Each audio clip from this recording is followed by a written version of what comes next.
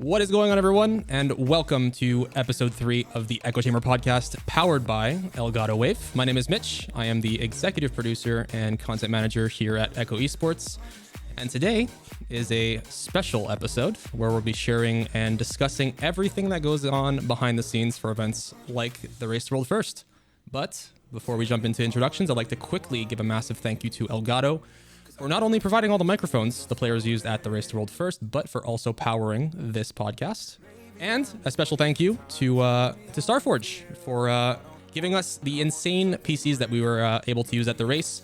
The players were able to basically play uncompromised throughout the entire race thanks to Starforge, so a big thank you to them. You might even say that they're out of this world. So without further ado, why don't we go around and introduce everyone. Sam, if you want to tell everyone who you are and what you do. Hey everybody, my name's Sam. I am the creative director here at Echo. I'm in charge of everything to do with creative within Echo Esports. Grim? Cool. Grim. I have my fingers in pretty much Ambulance, Grim. everything.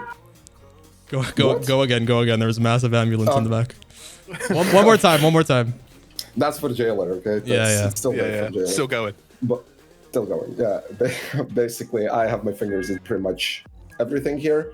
I primarily do tech-related stuff, and yeah, that's pretty much it. Rasmus? Well, I'm Rasmus. I'm the lead graphic designer on Echo. I'm in charge of basically every flat design here at Echo. Yep. And there is one more person I'd like to give a big thank you to, who was unfortunately not able to be on the podcast with us, but that was Jasmine Vuxility, head of partnerships. She basically does everything behind the scenes to organize us to be able to have a venue like Corrupt at the last race. Everything sponsor related, she's the one that handles it basically by herself. And without her, we would be lost and we wouldn't have none of the awesome stuff that we have today. So Jasmine, thank you very much. Yeah. Very much appreciated. Jasmine. Some hearts in chat for Jasmine, please. Yeah. Chat, that'll be amazing. She deserves all of them. Yeah, definitely. Okay, so why don't we start off with pre-production? What do we feel about pre-production? The look and feel, how we actually go about generating assets. Why don't we start there? Does that sound like a plan? Yeah. Yeah. It's where we all collectively start tensing up as a team when sort of PTR goes live, and we get to sort of like see sort of like what things are going to start looking like. And we start prepping these because we do a lot of prep beforehand. Like Jasmine, for example, specifically does like a lot of prep, like starting to talk to venues and starting to talk to all of that. But like us as the creative department, we're like, okay, what's the show gonna look like? And I'd love Rasmus if you want to have a look at this about like the design choices that we tend to take in terms of like how we design a Race to World First asset pack, because I think you have such a heavy hand over what a lot of people see in terms of like what the first stages are for you when a PTR launches and you go, what do I look at first, sort of thing. Yeah. So I think the first thing we actually do is we go on PTR and we grab a bunch of screenshots just to get a feel for how the raid will look like. I think the second thing we do is actually we sit down as a whole group and just discuss and brainstorm. What do we want to do for the next race? What didn't we like about the previous race? And it's just a bunch of brainstorming from there. Yeah, we literally sit down for hours on end when there's a new content release as like an expansion or a raid, doesn't really matter what it is. I think we spend so much time together literally just spitballing and talking about like what the look and feel of the raid is, like what color design are they using. Like with this raid specifically, like what you're looking at right now, Sam, it's very like, ornate and very Titan-ish, and it's a lot of like nice jewel colors, but there's a lot of gold. So there's like all these little small details that we see when we initially get into that content is sort of what drives us to start designing and creating the assets you guys see on the broadcast. Yeah, so when we looked at this, we saw the old Titan prison sort of elements of it. We liked all of these sort of assets and things. But then what really kind of like got us is see if my crap save. Oh no, you have to be in a raid group. I know. I remember how World of Warcraft works. It's fine. I'll start opening up Blender. Hold on. But yeah, we see these assets, and we sort of like go, okay, what do we want to make that look like? And if you remember, we'll get into the OBS a little bit later, and you remember it. If you remember and think back about what our L shape looked like and what some of our scenes looked like, they're very heavily influenced from what the environment's like in the game, especially in the raid. And we've done that for every race that we have produced as a team. Yeah. It's so important, and it's something that Rasmus is really passionate about. Is like making viewers feel like they're in the raid at the same time. Yeah, definitely. And I think like specifically when our design choice comes up, like there's a couple of things that we have done for a few races now that have stayed true throughout all the races, but we've just done different design iterations on them. So the first thing is like what you're looking at right now, right? Like the big entrance portal, that's something that you look at and you're like, wow, this signifies the race, right? And we'll go through multiple iterations of just taking one piece or one element from the raid, and we'll change it and we'll kind of adapt it to how our broadcast ends up looking. So the portal, for instance, right? Like we initially used the portal way back in Sepulchre. Like that's something that we pulled up and said like, man, this needs to be like our representation of what the race is. Our logo for that race needs to be taken from the raid. It needs to be something that's been influenced from the game. So like what you're showing right now, Sam, like this is like very early iterations. This is like years and years ago. Early. Yeah, this is like what our first design was for the portal. A little bit of process in this, like I want you to know that this is me, not Rasmus, because it's very basic. Rasmus does a lot better flat work than I do. This was just sort of an idea that we had where we were sat down going like, what if we do the portal as our like logo element and things like that? And this was just something that I went away and did, and sort of like came up with an idea of like, oh well, what about if we use this, and like this could be what the design language would have looked like if we'd have done it for Sanctum and Nathria, and then Sepulture, and like this is the thing that kind of like spawns into it. And then for this time round, just like as a little very basic process, like here is the door in the raid that we took, the Rasmus grabbed a screenshot of, and then we sort of like turned that and worked that a little bit, and this is the very early concept of how things sort of like it's actually so crazy looking at that logo into how it ended up being, because the amount of work that went into the portal itself was just it's so fucking much. But anyway, it's just really funny looking back at very early drafts, because we have a great concept and then we don't in the moment realize how much work is going to go into just this small detail. And then I mean, I think this is a really good time, Mitch, for you to bring up the real one. Okay, so for this race specifically, I took it upon myself to learn Blender to the best of my ability, and I can't go without saying a big thank you to people that helped along the way. Tom Keck was a major help with us with Blender. He did it on his own free will. He just kind of said, I want to help you guys because I love what you're doing. So what you're looking at here is not the portal that Sam was showing. This is, if you think about the raid, the entrance to Razageth, right? When you fly through that initial gate where Razageth kind of broke into. So what we did is we pulled the model, and when you pull it out of the game, it is not textured. It is not anything. It just looks like poop. And the process of going and shading and applying a bunch of textures to this portal is a large undertaking. And to get it to look good, which is what, as production, what we wanted was to have an asset that we could show off and zoom into like this and get really nice shots of. But yeah, this process, I don't even know, guys, like hundreds and hundreds of hours went into this. 2 months. Yeah, this was like our showpiece. Like we wanted this to be the center of what the Race World First Vault of the Incarnates looked like. So we dedicated ourselves to making this an asset that we could use in the broadcast, and it turned out fantastic. We're super happy with it. So, and this is kind of like a thing about where it ends up being all three of us working on something, right? So Mitch, you took on the sort of like the heavy like doing of this, and this was your main project. There are other things which we'll get to. Obviously this was like one of your main projects in the pre-production, while Rasmus is tanking, doing a lot of like the flat design work, things like for how the L shape works, doing some animation stuff on there, which we'll show off in a minute as well. And then like while you're doing that, I'm in the background doing other bits and pieces, like learning how to animate this so I can teach you the basics of how you animate in Blender, so that you can then go and do all the animation stuff. whilst then also working on the OBS and starting to build out like the show assets as we get them and build that into something. So like there's people constantly doing stuff, all this while Grim is doing nefarious things, which we'll get to soon, in terms of like getting the show to work, and we're still trying to book a venue and all that sort of stuff, because like we're trying to book all of these things and make all of these stuff come together so that when that date drops and when we know when it is, everything's in place to fire and go. It's actually a good thing to throw to Grim right now. Like Grim, when we're doing this stuff, can you think back to like what project you were working on at the time? When we're in like the pre-production stage, when we're in the asset. This was like June, right? This is like June, end of June, July, beginning of July. Yeah.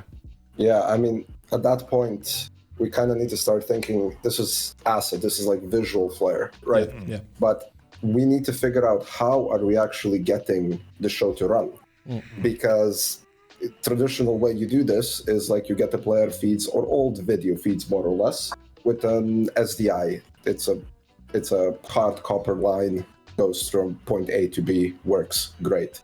Well, there is a problem with that, is that it's not really versatile, right? As soon as you deploy it, it's really hard to modify your current layout. Like if you want to add something new, if you're out of inputs, well, see you next time.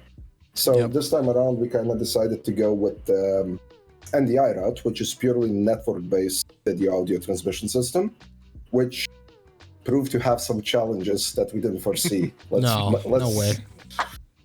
Let's put it that way. Oh, you mean it didn't just work, Grim? I mean, it did work. It just had some hiccups spice to it. Yeah, a little spice. Hiccup, yeah, a little spice. In the end, it worked out, but yeah, go ahead, Ben.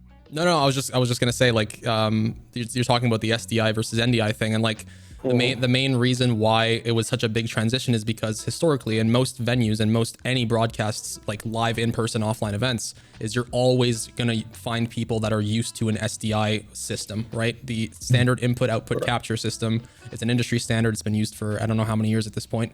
And going to somewhere unknown, which is what NDI technically is, it's not unknown, but it's not as known, right? It's not the standard.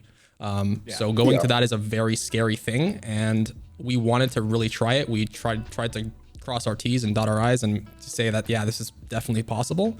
Only real way to test it is to be there in person and do what Grim did, which is essentially build a network infrastructure that's able to handle that, right? Yeah, I think it brings up a funny story actually, Mitch. Of we won't say any names, obviously, but like we were in meetings with a couple of venues beforehand, and I remember the three of like me, Grim, and Mitch sat in these meetings, and we would explain this, like what we were attempting to try and do with the NDI stuff.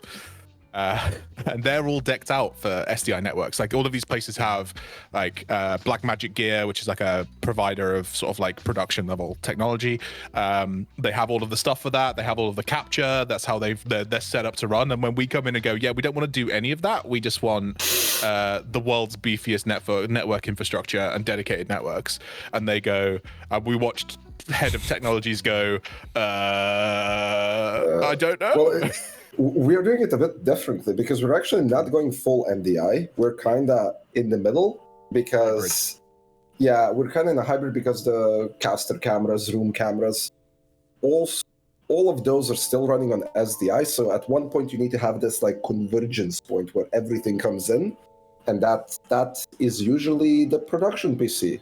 Yep. Which thankfully we had Starforge this time to provide the beefiest PC that we could get to make all of that work. Yes. And it actually worked fantastically well. Yeah. I was truly surprised. I was expecting a lot more. Really good point in mentioning Starforge, by the way, because they said basically, what do you want? And we gave them a list of things, and they said, okay. And they gave us everything we wanted. Things that like server grade PCs that you can't get necessarily. Like it's crazy what they're able to give us. It was funny you say that. Sorry to interrupt. It was, for me, it was like a really good really weird feeling. It's like we talked to a lot of like SIs to see where we can go down which route. And with Starforge, I had this feeling that like they were trying to upsell me on the things that they're giving us. Yeah. Which is an interesting feeling. Yeah. And I was like, yeah, sure, okay. Consumer fine. level CPUs? No, you want server No. level CPUs. Yes, yeah, sure. Yeah. We sure. can source you some SDI capture cards. They're not a problem. That's Yeah. not something that we offer. That's We'll not get the them for you, though. Yeah. Oh, you need dual networks on your PC? Yeah, we're just gonna smack in the dual NIC in every PC, every player PC.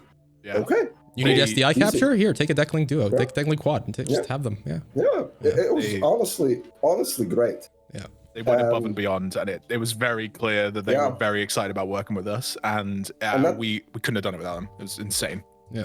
Yeah. Not to mention that they don't officially ship to EU yet. So they shipped all of this. It was 23 boxes, like 23 pallet-sized boxes. I got a picture for That's- that. Hold on a second. Yeah. I'll find one. I don't think you have a picture when they're all in one. I don't think that I think I exists. do. Give me a second. Let me organize I myself here. don't believe you. Definitely It have was a one. bit madness. Yeah. Yeah. But But, here it is. I got it. okay. That's like half of them. But it is I like, mean, yeah. there's rows there, but these are all PC boxes. It was great. Yeah. Yeah, it was great. Can you spot the server boys on the left, the beefier boxes? I mean, Chunky lads. I'll find the Starforge section of this dump drive that we have of pictures. But yeah. Oh God. Oh, do we want to talk about pre-visit? We want to talk about the process of Yeah. actually going to the venue, right? So when you're planning an event of this scale, of this size, you can't just go there and show up and be like, all right, let's do it and press start streaming. We went to Erupt in, when was it? The beginning of October, mid-October? And end of October. End of End of October. October. Yeah, Right. like we were gone for Halloween, weren't we? We were, Yes, yeah, true, we were, true, they were there true, when true. they had their Halloween party. Yes. Yep. So prior to the actual race starting, we went there to do our due diligence and make sure that everything was ready to go, and we had all the meetings, all the plans that we needed to have, so that everything and everyone was on the same page. And that's something that I think we realized this race specifically is a very crucial step in planning stuff like this, is that you need to actually scope out the space and make sure that where you're going is actually going to be suitable for the type of event you're doing. And yeah, the pre-visit was super, super crucial in terms of planning and getting everyone together in the same room and meeting each other and talking about the plans you guys have and stuff. Yeah. Especially if you're going to a new space. It's like, one thing is like, you're gonna see soon, we had all the floor plans and we went kind of a bit special, and we had renders of the room before we even got there, so we can just visualize the space. Yeah. There was So here you floor go. plans. This is something we started very early on in the venue planning process, right? Is we opened up Figma and we said, okay, what do we need to plan here? Like, what do we need to draft? And this is this sheet is not just this sheet; it's many sheets. So what you're looking at That's here is wiring, guys. yeah, and it's probably important to note too here is that we did a race at Erupt previously. Our Sanctum race was at Erupt, and we were confined to this room right here. This is where the Sanctum race happened. This race, we said, we're just going to take up the entire venue and see what we can do there. But yeah, And surprisingly, we were running out of space. yeah. Yup. Yeah, so like you were saying, Grim, like we drafted all these things, we took our measurements, we did all these things in the pre-visit to just ensure that everything fits. That's like, that was the most important thing, is like, we're planning an event and as a much larger scale than we've done here previously. We need to make sure that we take our measurements, we measure ceiling height. What else is going to be needed to put in here? Ceiling height is an issue we'll talk about later, but Ceiling Yeah. height. Yep. yeah, so like the sheets here, like, I mean, yeah, there's power, there's a network plan, there's set ideas, there's like so much stuff that went into this. Like, where is it here? Is it this one? There's one where we had written down all of the actual measurements for everything. It's We did each one on the cable layout, so each of the Oh, cable yeah, layouts have so, I their mean, specific lengths. Yeah, so you guys can see here, like we wrote down all of the cable lengths. Like these were our backup plan. So SDI was our backup plan. We said, if NDI doesn't work, we need a backup plan. How long are the cables going to be needed to run to each player PC? So we made our backup plan and we routed all of our cables and we made sure that we had enough cable length to reach every player's PC. Because it's not just one, like, this is the thing, like there's several subsystems that you have to plan for, right? So for example, like we were not a soul unit system. So what that means is that we weren't using the same method of capture for every feed and thing that we needed. Yeah. So obviously we had Grim's SDI network, Grim's NDI network, which was player capture. We had all of our cameras, which were an SDI, so the cameras in the player space and the cameras in the casting room. We then have audio as well. So from the casters, we captured like XLR audio through desks and stuff. So you have to plan for everything. You have to plan for, and also power. You know, how are you going to get all of the plug sockets that you need for every player into the right place to make sure that you don't overblow a circuit, like, and things like that, and have a power cut because there's too many plugs plugged into the same place. You have to think about all of these things, and this was the most involved that Echo has been in the planning stage of that, and I don't think we could have done that without Grim. Yep. I think me and Mitch have a background in doing production and stuff and things like that, but we were cogs in machines that, like you turn up as part of a team and somebody else's responsibility is power and your responsibility is XYZ. And this time around, we had to be able to look at this from sort of that, like that macro level and go, okay, cool. Where do we need all the power? Where do we need to plug all these cables in? Where do we need to run this stuff? We need to think about the air conditioning and what the temperature of the building is going to be, and stuff. And yeah, suddenly the need for all of these versions of these plans kind of like comes into fruition because you need to think about everything. Like, we're going to put carpet on the floor. How much carpet do we need? What's the best way to lay the carpet? Like, what's the best way to lay the carpet? Yeah. So that we get the most out of this roll of carpet that we're buying. Oh, we're going to build a stage. How do we do that? Yep. Yeah, that's a good story. Yeah, we'll get to that one later. And the new thing that we tried this race, right, is and it's this is not a hashtag ad, by the way. This is actually something we marked off as in the pre-visit. This needs to be accomplished, and that was using the Elgato microphones, right? So on our pre-visit, we brought a Wave DX with us, we brought a Wave XLR with us, and we tested how loud, and a Wave 3, and we tested how loud you can be and what the distance is from each microphone. If someone's screaming 3 feet away, can you hear them? If they're screaming 5 feet away, can you hear them? And that's why these microphones are all oriented a certain way on the desks, because we realized that if you position them this way and you're sitting in this distance away from the next microphone with these audio settings and these filters and this gate and this noise reduction filter, you actually can make this work. And that results in players having better audio quality and just using insanely good quality microphones for players so that you can hear them properly on streams. And they look incredibly good, obviously. So in 2 days, with the massive amount of help from the entirety of the Erupt team, like Lucas, Vivi, and also the teams at MYI as well, like, we couldn't have done this without them. We sat and had meetings and meetings and meetings, talking about all of this stuff. We also measured the entire venue with the floor plans that they had. So it's like Rasmus as well is sat at home at this point going like, yo, can you measure this wall for me so I can understand like how big the branding that I need to print is going to be, and like how many sections does the branding need to come in? Oh, cool. Where can we put some displays up? Where can we do this? What do we need to design? What about the caster set? Like what? And like everyone's like railing us with questions of like, yo, can you check this? Yo, can you check that? That's the picture, by the way. That's literally the picture that got sent after Rasmus said that. He's like, how big is the measure? Like, measure this for me. This is the picture we sent him. Sure, dude. Sure, dude. So good. Like, so that was 2 days of like running around like lunatics and like getting off a plane, arriving at the venue. It's Erupt Halloween party, and we're like, cool. I'm just gonna get a measuring tape out and measure this wall real quick while people are trying to have like an enjoyable Halloween party. Yeah. Yeah, it was one of the best decisions we've ever made. 100% was doing that. Yeah. And I guess from there we kind of go on to actual when we got to the venue and what we started doing when we got to the venue. Do you want to talk about OBS quickly before we skip over it completely? Absolutely. Mitch? Yeah, I'd love Rasmus to like go through this with us as well, for sure. Yeah, 100%. I'm sorry. I'll start on this one maybe as well, so that you let me close this stuff. You can see the Blender decided that now is the time it wants to give up. There you go. It's here. So explain to chat and us what we're looking at here. So we went away and took those floor plans and all the measurements that we'd made, and we made a 3D model of the venue. This was good for a couple of reasons. Because firstly, we could put the cameras where we wanted the cameras and see what the camera shots that we were going to get are going to be. So Grim did some like focal range math on camera lenses and things like that, so we knew exactly at what height we would be at what millimeter and things like that, which was really, really useful. And then obviously it meant that Rasmus could do like these. This is very basic original versions of the branding, by the way. This is like very, very like first level. But like, what pieces do we need? How do we split this up? Where are we going to put the desks? You know, things like that, so that like we're going to fit all the players in and create like the zones that they want. Where is production going to be? My camera and my Blender is stuck because I haven't opened this file up for a month and a half, so apologies for here.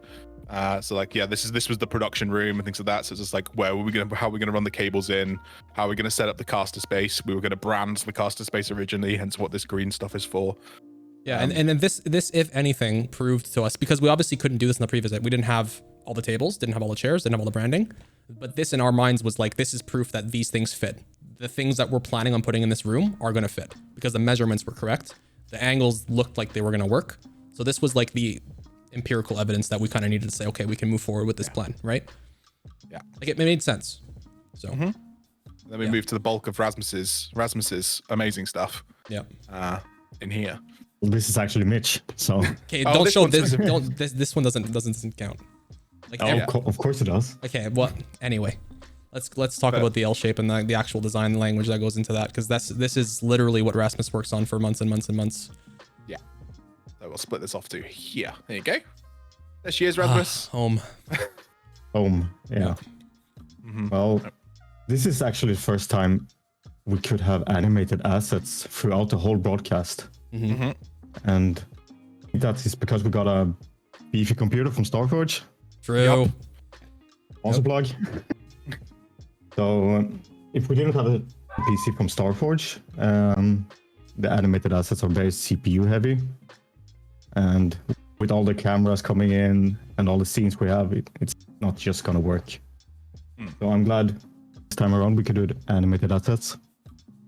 Yeah, 100%. And it's not very apparent to the viewer, right? Because right now what you're looking at is an L shape, but there are probably like 20 or 30 layers in this specific scene that go into looking at what you're looking at. Like there's layers upon layers. Like, you can show them for sure. Yeah. So like, for example, like this isn't just like I think like a big thing that we did this time was like, this is all modular. So this comes into pieces. So we can like take these dividers off, and then you actually go down to L-shape base, which is L-shape leaderboard, Echo L-shape base. So like this is the very bottom of this system, which is these two things, which is like this sidebar and this animated asset that Rasmus built.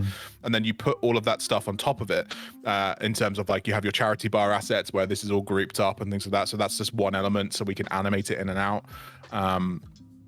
And like, you have your leaderboard stuff in here and stuff, so that you can just like get things in and out if we want to remove them for any reason and stuff. You have your like straps for like rotating things like that, and then you can sort of like slowly start turning on layers, off layers and layers, and get back to that complete nothing. Yeah, literally is a puzzle every time. Something that nobody saw. Oh, was somebody there that nobody saw. Hang on. Oh, we had this. Oh, yeah, true. Yeah. We had this. And we've decided we will not do it again because it's kind of irrelevant. True. But anyway. Yeah. But it just goes to show the amount of like intricacy that goes into building this, because what you're not seeing here are the sponsor straps that we end up pulling up and the prime banners that we've so-called prime banners that we integrate into the stream. And we want those to be integrated seamlessly. We want them to sort of slide behind the assets so it looks like they're built into the broadcast. And we're very like emotionally invested in making sure, it's probably not the right term, but we're very serious and strict about how our design looks on the broadcast. We want things to work seamlessly. We want things to look like they've been made for a specific purpose. You're not just slapping an advertising banner on top of something. We want it to be all encompassing one show, one design. And that's sort of what, A good way to think about it is, I'm going to show my age, like shadow box art. Where you see layers and layers and it adds depth and depth and things like that. So like, we have that thing where you're looking at this piece from like the front, the very front of it, and then as we step back in layers in terms of like where things slide and where things go. And like, I don't want to talk about it for just a second, Rasmus, because like I think it's a thing that like, you took these like 4 elemental sort of like elements that were throughout the raid, and like you did them. So like on the L shape, for example, like there's the fire and sort of like the ice and electricity, the electricity here. And then when we went to the couch and the analyst desks, you have like that earth, and then this other, I think this is the lightning Under, energy, is the purple one. Yeah, under the storm or something. Yeah, and then we changed the charity bars as well, and the leaderboards and things like that. And it's these little contextual details that people don't think about, but you do, that mean that everything feels cohesive and sort of like this as a singular thing. And it's really great. This actually brings so much PTSD from me, like back, because when I saw the amount of animated stuff you wanted, I was like, "Oh, please, God, no! Yeah, what could, it's gonna go really badly." That's basically. I was expecting OBS to have a stroke. Honestly, this ain't our first rodeo, Grim. We've seen the OBS choke and crash before. We know how to do things now, I think. Yeah. I mean, except for dancing. I can tell you, if we had like anything less than what we had, this would not go well. No, I can. Yeah. Because what was even the production CPU? It was like 12900 KF. Yeah. Yes. Oh God. This is okay. So this is a lesson learned, chat. Okay, we like memeing during breaks, right? You guys know the touchdown stuff. You guys know the sussy jailer. So we like doing that stuff, and we're jamming with you when it's happening, right? But things like this, we have learned a very serious lesson. You cannot render them at full HD because you will crash any OBS on any PC. It doesn't matter how strong it is. It's just not made for this. So yeah. I have a reasonably good CPU. This is I'm not streaming right now. Open up your CPU usage. Yeah, I'm at 56.60. Oh, hang on, do you want me to do like full task mode? Your camera is dying. Yeah, your PC is actually sitting itself right now. Yeah. But okay, I'm turning them off. Okay, good. Like they're dead. All right, but we learned a lesson. Yeah. We learned a lesson really quickly. No, honestly, like if we had anything else than like the insane production PC that was like 12900 KF with 64 gigs of RAM at 3090 and it from Starforge, it would have been a. It didn't even hiccup once, and we were pushing its limits, honestly. I was really scared of that because we did something similar last time and it ended in tears. So we're not doing that. I was scared. Yeah. We did have backups though of statics. Mitch was there confident, said, just send it, see what happens, you know? Yep. We're gonna find out later, Yeah. And thankfully we didn't find out. It was fine. Big shout out to Starforge. Yeah. That was nice. Tanky PCs. Yeah. Okay. So that's OBS stuff. What did we want to jump to next? Do we want to talk about like in showcase arriving? Yeah. I've got a lot of pictures and a lot of little video clips to go through here. So I hope that's filtered. So while you're bringing this up, so like this is all like this lead up and things like that, and in that time we're making like Rasmus is making all of the stuff that you saw on OBS pretty much. But most things that went into OBS that weren't a video, that's Rasmus. So that's Rasmus doing all of that sort of stuff. Anything that has to do with video, like that's mostly Mitch. I make sure everything gets in time and liaise with sponsors and stuff and make sure that we're doing other bits and pieces and keep the ship floating and then try and jump in and support them while Grim's doing all of this like power management stuff. And then on the 4th of December, like 10 days before like everything starts, Mitch, me, Grim, Jasmine get on a plane to Switzerland, hoping that we're going to be able to start getting stuff set up. Is the scene setting for this section, I think. Here's the plane picture. The only one. People arrive. People arrive. This is the people arrive. Yeah. This is definitely people arrive. Yeah. And so, I mean, when we arrived, it's always the calm before the storm, right? Because when you get there, you're like, oh, it's race season. You know, we're all in good spirits. We're all like smiling. We're all having fun. And so hard for this. Yeah, it's everything. It's the culmination of all of our work that has sort of led up until this moment, and now it's real. Now you're there, and now the only thing stopping you from actually doing it is like getting it done and building the stuff. Just do it. Yeah, and it was, and this race specifically was quite strenuous purely because of the sort of situation we had with the venue, and it's no one's fault. It's just the situation that what it was. We had essentially 2 rooms to prepare our stuff before the race kicked off. Yeah.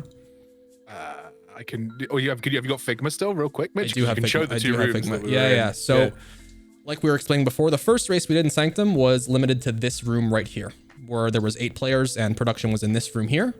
This race, we had the entire venue, right? But Erupt, was still open when we arrived. So we couldn't use the entire venue because they were still an operational venue, like they were doing their own thing, obviously. So what we had to do was confine ourselves to these 2 rooms and test and build all the things we needed to do before we could actually open up the rest of the venue for our use, basically. And what that involved was setting up PCs, building chairs, building some desks, and testing the PCs, flashing them, installing all the hardware, installing all the software and the programs and the add-ons that players use. That was all done in these 2 rooms here. So you can imagine how space limiting that was. It was. We had 2 hard deadlines, right? So the first one was PC access remote, which is where the players got to access the computers remotely and install all of their UIs and check and get everything set up so that when they turned up, they don't have to do everything from scratch. And then the second deadline was player arrival. Here's what that looked like. Oh God! I'm gonna show some very scary pictures. I hope you are all ready for it. Okay. Yeah. So this room contains all of the chairs that Erupt has. So all of their chairs, and all that sort of stuff, as well as behind you, what you can't see is 20 plus Secret Lab chairs in boxes. And now if anybody's ordered a Secret Lab chair, you know, like the boxes and the packaging that comes in it, you've got all of that.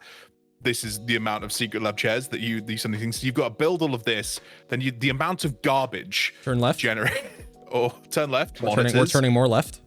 Yeah. Yep. Yep.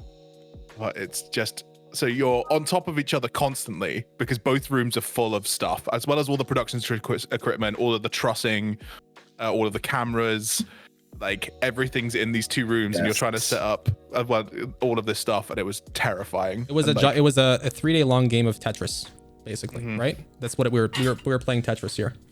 Is just us moving things around, taking things in, taking them out, reorganizing things, placing things in different places. I mean, like it was endless. Yeah, slide this panel out here so that we can insert this panel in here. Yeah.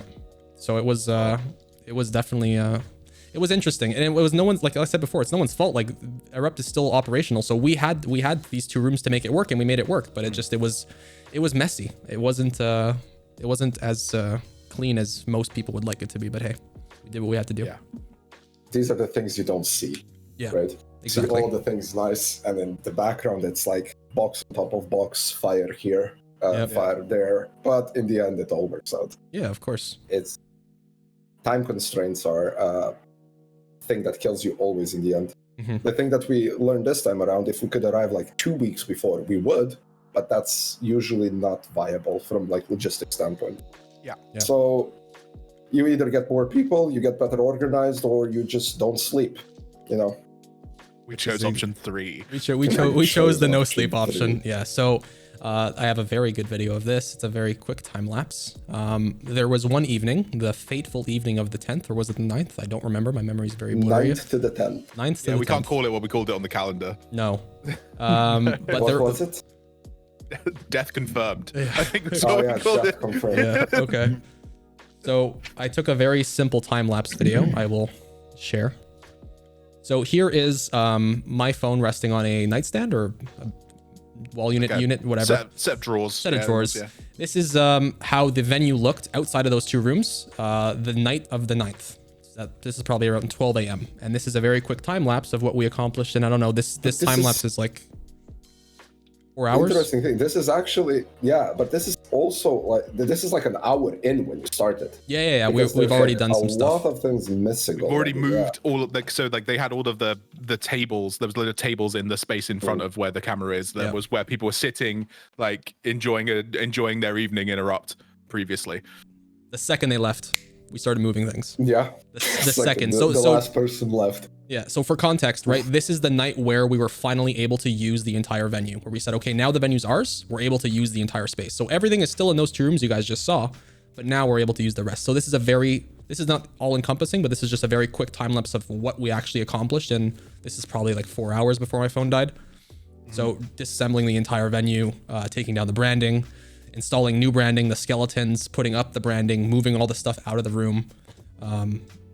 This is like, I don't know, maybe 20% of the actual process that went into changing the venue into something usable. Yeah. yeah, that was the final result of the branding. And then we had the carpet laying on the floor there that needed to be rolled. All the stuff on the right-hand side, we needed to be moved out, put into a truck, brought out of the venue. Yeah, I mean, it was...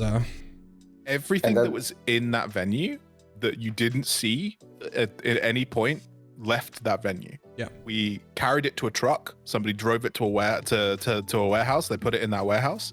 And then they drove back and with more stuff that we needed. And then we put more stuff in that truck. And we did that like 6 times. Yep. 8 actually. After the carpet was installed. Yeah. Yep. So again, very early stages. The truss and the curtains weren't put up. The carpet had just been rolled out. There was no branding on the player desks. All the PCs were put onto the player tables. We were just finishing monitors. You can see Grim right there carrying the last 2 monitors. Yeah, this is a good moment actually, because that truss is not the truss that anybody saw during the raid. Can I play the video? Yeah. I'll mute the music so that people can hear the banger track that's playing in the background. Mm-hmm. Hold on a second. It's really good. Open with volume. Are you pissed? Huh? Are you pissed? Yes. So good, dude. Oh man. So we measured this. I measured this. Grim measured this. Mitch measured this. Everyone measured this. Everyone measured this, Sam. Yeah. Yeah, everybody measured this. We ordered 2.5. Yeah, you know what? You are 100% true. We ordered 2.5 meters of truss, which is like 2. So truss is really important on a production scale because it's like it was a way for us to like separate the space, so that like we could put up some sort of like basic sound insulation between like people having some lunch in the background in the venue and the players playing, as well as it was a place that we can mount all of our cameras and all of our lighting to. So we ordered this truss to be high so that we could get all of these nice camera angles, and we measured it all and it was going to fit. The only thing we didn't account for was the base plates that the truss sit on, essentially. And all of those the vents that you could see in the previous photo, Mitch, like the air vents. Yeah, I'm trying to find a picture of it. Yeah. Let me find a picture. Essentially, we were about 2 centimeters, I think, Grim, like too tall, that we were going to hit that and the side. Here's a great one right here. You kind of see where the clearance is, yeah? Yeah, here? So this is with the new truss. Yeah. So yeah, like we were 2 centimeters too tall with the base plates installed. Yeah. So we had a very, like, that night was planned out in terms of like exactly what we were doing and when we were doing it. And one of the most important things to get done was build this truss so that we can get all the cameras and cabling done on it, so that like we can get it out of the way and get the like all of this molten sort of like put up around to separate the spaces. About 4 a.m. We find out that the truss doesn't fit.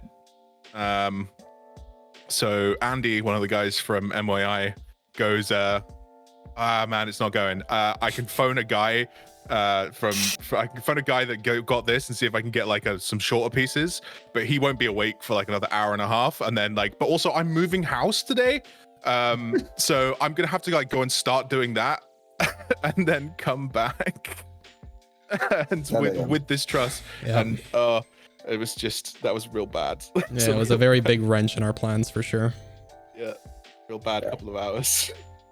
It is what it is, man. Sometimes you just, it was a miscalculation, but hey, when there's a million things going on, you're not going to think of everything, right? And that was just a hard lesson to learn at the time. Yeah.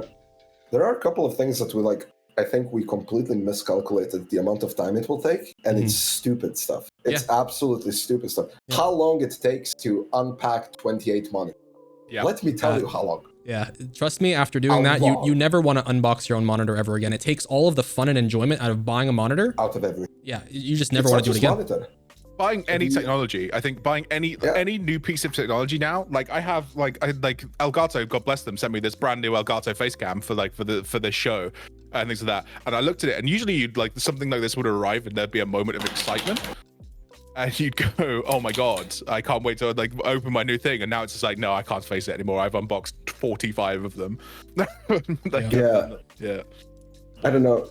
For me, I ordered myself like a wireless charging pad, right? And it came into a box. And I was like, I'm going to leave. It's fine. It's fine. Just won't use it. I'll open it later. Yeah. It's fine. Kylo in chat says, like putting the player branding up oh, we'll be done in an hour. Then suddenly it's 3 a.m. Yeah, you guys were champions that night. Yeah, That's pretty Rasmus awesome. and Yeah, it's horrible. so Rasmus got to look up close. Like, Rasmus, do you want to talk about the branding at all as well? Because like we were all terrified of the branding stuff this time around. I know you were especially, and like you had to do some stuff there. Yeah, it's actually horrifying when you don't know how the branding will look on a camera. It's actually terrifying, but we managed to do it pretty well because the main thing is the sponsors being visible on every stream. Yeah. That's the core point of Trying the to find branding. a good picture of it. Yeah, so when we're talking about branding, by the way, we're talking about it on the player desks, right? Like the ones also behind us on the curtains, of course. Here, this is a decent one. So the branding you see behind the player desks, right, where it says Race World First, and you have all the sponsor logos. There's also the branding like behind the tables where players are sitting, so you don't see their feet, right? Like all of these sizes need to be taken into account too. And like Rasmus is saying, like you don't know what it's going to look like on camera until it's actually placed there and the lighting's there and all these different components get actually built. So, yeah, that was fun. You did a really good job there, Rasmus. Yeah, Rasmus, Sick. they looked fantastic. Honestly, It was fun until you had to put them up. yeah, putting them up wasn't fun. Yeah. But the sizing No. at least was spot on. Especially I'm running gonna out of say it, tape. okay? 3 I'm a.m. saying it. I'm gonna expose people just a tiny little bit, yeah? Okay. There's things that went wrong, nobody noticed, right? Okay. It's exactly like, for example, branding, right? No. There was like one panel that had a misaligned cut, and we were panicking Oh, yeah, for it for true. like 15 minutes. True. Yeah. Yeah. And Really? in the end, yes, like you didn't even notice. That's the No. funny part. We didn't tell you, but it Oh. had one broken cut in it. It was like it's because we changed the layout at last minute, you know. So it was like on a different panel. So it was like a hard cut. Nobody noticed. Yeah, it ended up working out, I think. Yeah. If no one noticed, then Interesting. it is what it is. I'm trying to see if I have a picture of it actually. No, you don't. I No, don't think no, but you I, do. I We have did one that of you it. can kind of get an idea. So like here's what you're talking about, right? Like the misalignment is like this panel and this Yeah. panel would be slightly shifted. So you couldn't really see it. Yeah. It was like a wing of a drag on Razageth Yeah, or yeah, something. with a wing I- didn't I line don't up or remember something. exactly. Yeah. I see. You also like this image, yeah. Like you think you're almost done. You're not even close. Not even to being close. This is the old Not truss. even close. This is the old truss. This is like This is- this is like 4 a.m. This is like Yeah. 4 a.m. So we start like so This like was closer to 6, I think. I'm checking the metadata of the image right now. Yeah. Okay. I think this was closer to 6, and this is before any power, any cables actually got run, like network or 3:24 a.m. 324. That early? Oh, yes, Wow. remembered. Okay. Yeah, I was gonna say because that's when we were trying to see if we could do the truss in 2 sections because we tried to see if we could do like one piece there and then another piece there and like along the other side further back. And I remember that because it was the full hopium tank of like we could make this stuff work. Yeah. Like we can make or the carp. Oh, I want you guys. I want you guys to talk about the stage so badly. I want you guys to talk about the stage so God. badly. Aw, man. People are gonna be like, "Wow, this is some jank shit." I don't know how you guys pulled that off, but anyway, let's talk You know about it, what? Grim. It's fine. We're It's saying fine. it. We're Let's just say saying it. Okay. Okay. Yes. Find send the it. original one. It's Find not the even a stage stage. one. Stage Find one. the stage one. Okay, bottom one. There There you it go. is. Yeah. Yes. Okay. Yes. So Grim, explain So to everyone basi- what this is, okay? Tell them Okay, so- what are these? this is kind of like how the whole stage situation. Yeah. Basically, we said like, let's do this properly. We're gonna get like proper stage elements. You know, like 15 centimeter tall stage element. Everything's gonna. We got the quote for it. We got the slight shock. We decide not to. Right. And then like, how do you build a stage quickly that is going to be like relatively fine? Well, Euro pallets. Okay, so That Euro is what pallets you are do. the wood pallets you stack boxes on to transport them from a truck Yes. to Yeah. a shipping facility, right? We're all on the same page. We are talking about wood pallets. Okay, cool. Good. All right. Yes. What's next? So now the thing is, right? First, they are fixed sides, right? You can't really cut them because they lose all the Structural integrity. Yeah, Yeah. it's over, right? So basically, we need to figure out a way. What would be the best way to position them to put them there? Here are your right? options, sir. Here are your options, right? The Tetris block started already here, Yep. right? Yep. So then we decide on some layout. I think it was the 4x2 or 3x4. What was it? I think it was. I think it was this one. Oh yeah, it was. I remember because of the ratchet. Yeah, there's the ratchet straps. We're gonna get there. All right. Okay, so we landed on this design. Okay, this is the one we landed on. Yeah. So we had to put that in this area. Obviously, that stage didn't end up looking like this, right? It looked like this. Yes. I don't know if I have a picture of it, but I'll look. No, I No, don't think we did. nobody wanted to were way take too any burned pictures out. of that. Yeah. Yeah, At that point. I think so. Basically, the first we just positioned the pallets on top of them. They have like a piece of plywood, like MDF on top of them, and everything is fine. But now you just stand on it, and you can feel the whole thing moving a bit because obviously nothing is holding it together. So the step one was to take the MDF off and cross screw it, right? So you connect them all together, right? And we thought like, that might be a good idea, but how do you actually squeeze them all together? Well, Oh no. Just Gene, wait to chat. hold on. Just wait I to have an chat. idea. Oh, no. yeah, hold on. I have So an idea. hold on. Let's- Where did this infamous solution come from, Grim? Like where I don't know. Where did we get those straps? I know where you that brings to the last day where you hallucinated. Yeah. Okay. Well, let's talk about where we found them first, not where I thought we placed them. But anyway.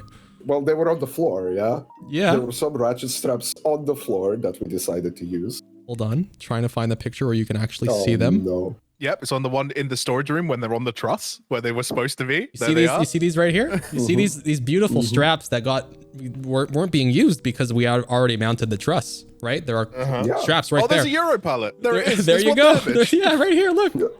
There's On the the stage. stage. There's the So stage. wait a second. These ratchet straps aren't being used. Why don't we secure the stage with those, Grim? 4 a.m. Grim goes. Well. Great idea. Glorious idea. All I can tell you out of that experience is that for the next 2 days, I was taking out wood chips out of my hand. I had splinters for 2 days in my hand. But Just that waits in stage chat. did not move. Just waits in chat. Just wait. Did you notice any structural integrity issues with the stage? No, we You were- didn't. Of course I'll he tell you didn't because why. we built it like absolute chads. It was. And then what it was happened? good. Do you remember the No, moment? that was where the we were building stood- moving, just wait. Yeah, the One building second, was that moving. was the building moving. The We whole were building in front was of the train moving. station. That's different. Yeah. But the glorious moment, right, where we had that bit of spare carpet and we were like, I'll just roll, like, let's not cut a piece of carpet. It's too late for that. We're not doing that. Let's just like roll the whole piece of carpet over the top of this whole thing. Mm-hmm. And we tucked that front side and went, oh, that looks like something. It looks good. It looks. Oh, that looks good. There's a picture I sent in at someone's DM. Does anyone remember? I sent a picture of just the bare bone stage, how it looked without any table on it or anything. It looked so good. I sent it to somebody. I just don't remember who I sent it to. Yeah, I don't really remember. but, I'll like, look for it we while you were guys like- talk. I mean, to be honest, I'm not completely sure if we were like completely sleep deprived at that point, or did it actually look good? I think it, Yes. I think we were. I So- think both things are true. I think it looked Both good things are and we were true. and we Yeah. were sleep deprived. Yeah. Could be. But yeah, that was definitely something. Yeah. Oh, It looks fine. Looks great. And it worked. Nobody. Yeah. Totally safe. No hazards at all. It was fine. okay. Stripe and Just Wait were very safe. Yeah. Yeah, and Just Wait said that the stage moved when they were jumping on top of it. Okay, man. I mean, Okay, okay. We never Or said jump. it was safe for jumping. Yeah. Right. it's not a Yeah, bouncy. It's not a space bouncy jumping house, on Matthias. stage. Okay. Yeah. Yeah. So, infamous stage worked out quite well. So You don't find don't have the image. I'm looking for it right now. You guys continue on without me. I will find it. so Mitch and Grim are building a stage. In that process, we have some of the guys from Erupt building desk after desk after desk. And we are generating what can only be described as the world's most monstrous pile of garbage. So we like Secret Lab, like, we love them because they ship us all of the like chairs and desks and things like that, but they ship them like you would buy them. So we have like all of the protective stuff and things like that. So like we generated like 8 dumpsters full of like cardboard and foam and all that sort of stuff, things like that. And you can't move in the venue because there's foam. And somebody looks at a watch and goes, "Oh, the first players are arriving in like an hour and a half." Except they can't enter the venue. Yeah, because he can't get in the door. Yeah. I don't know. those chairs and desks, I'm 90% sure I could build either of those blindfolded at this point. Yep. Yeah. Big credit to big credit to, by the way, how they actually shipped the things, right? Like, we didn't say this, but we used Secret Lab boxes in the desk, in the stage construction as padding, because the boxes and all of the packaging for both Starforge and Secret Lab stuff was so like intense. Like, there was so much packaging that we ended up having to use it for things because there was just too much trash. Yep. Yep. The analyst desk as well. Yep. That was a construction plan. Yep. I can't find the picture. That's boys. nightmare. It's lost. The analyst desk. So Always nightmare. from your perspective, so like that was the day that you turned up as well, Rasmus, wasn't it? Like the day that everything had started getting like there was the day of that of everything being built. I think like you turned up on that day, same day as the players, because you traveled with somebody, didn't you? Yes, correct. Yeah. All of you guys were sleep deprived. What was that like walking into the venue? Talk to you guys. There was no way. Yeah, what was it? Seriously, that's a good question, Sam. What was it like for you, Rasmus? Like when you came to the venue when everything was already like sort of in the process of being built? There was so much still to be done. Yep. And we had like a few days just before we're going live. Yeah, it's that initial like feeling where you're like panicking, but you also know that you're so close to everything being done. Yeah. Like There was an image that you showed. I think it's the one where I'm carrying the monitors. Yeah. Where we actually see the bane of my existence. Where I spent the following 2 days. I've got some nice pictures of you, Grim, if you want to see bane of your existence. Shall we show the hole? yes, it's time. the hole? Here's the hole. Oh. Yeah, so this Oh, is behind the stage. Yep. Right? So basically all the networking, which is like dual lines per PC, were going back there. There's 2 big chunky switches there on the ground. And everything went back there. Well, this was interesting for multiple reasons. The first reason is like, I decided to do it properly, thank God for that. And first step of doing this is actually labeling all the cable on both ends. Yep. That took probably like 2 hours. Yeah. What a show. This is you unplugging the NDI network and seeing the reactions on players in case their internet crashed. Everything's fine. No one's complaining. All right, we move on. Okay. Yeah, this was like day 2 of troubleshooting, I think. Yeah. Basically, we had some like ingestions. Oh yeah, That's success. That's nothing. Everything's stable. No packet loss. Yeah. We're good. Yeah. We're good. You actually sent me a picture. Yeah. Oh, that picture was from that one day where an enterprise grade port decided to die. That was Sarah calling me at 5 a.m. and the internet died. And I'm like, what are you saying to me? wasn't that when we were live? Yeah. Yes. Yep. Yeah, but it was like 5 a.m. or something, right? And I was like, what are you even saying to me? Like, it's like, okay, sure, maybe. Okay, I'm gonna just zombie mode, go to the venue. I go there and I do this.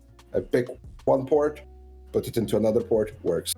In the end, even with enterprise grade equipment, ports die. So What were the chances of the port dying again? I mean, in like 10 years me doing this on a pretty big scale, I saw it one other time. So it is what it is. But in general, the network infrastructure held up pretty well. Yep. Yeah.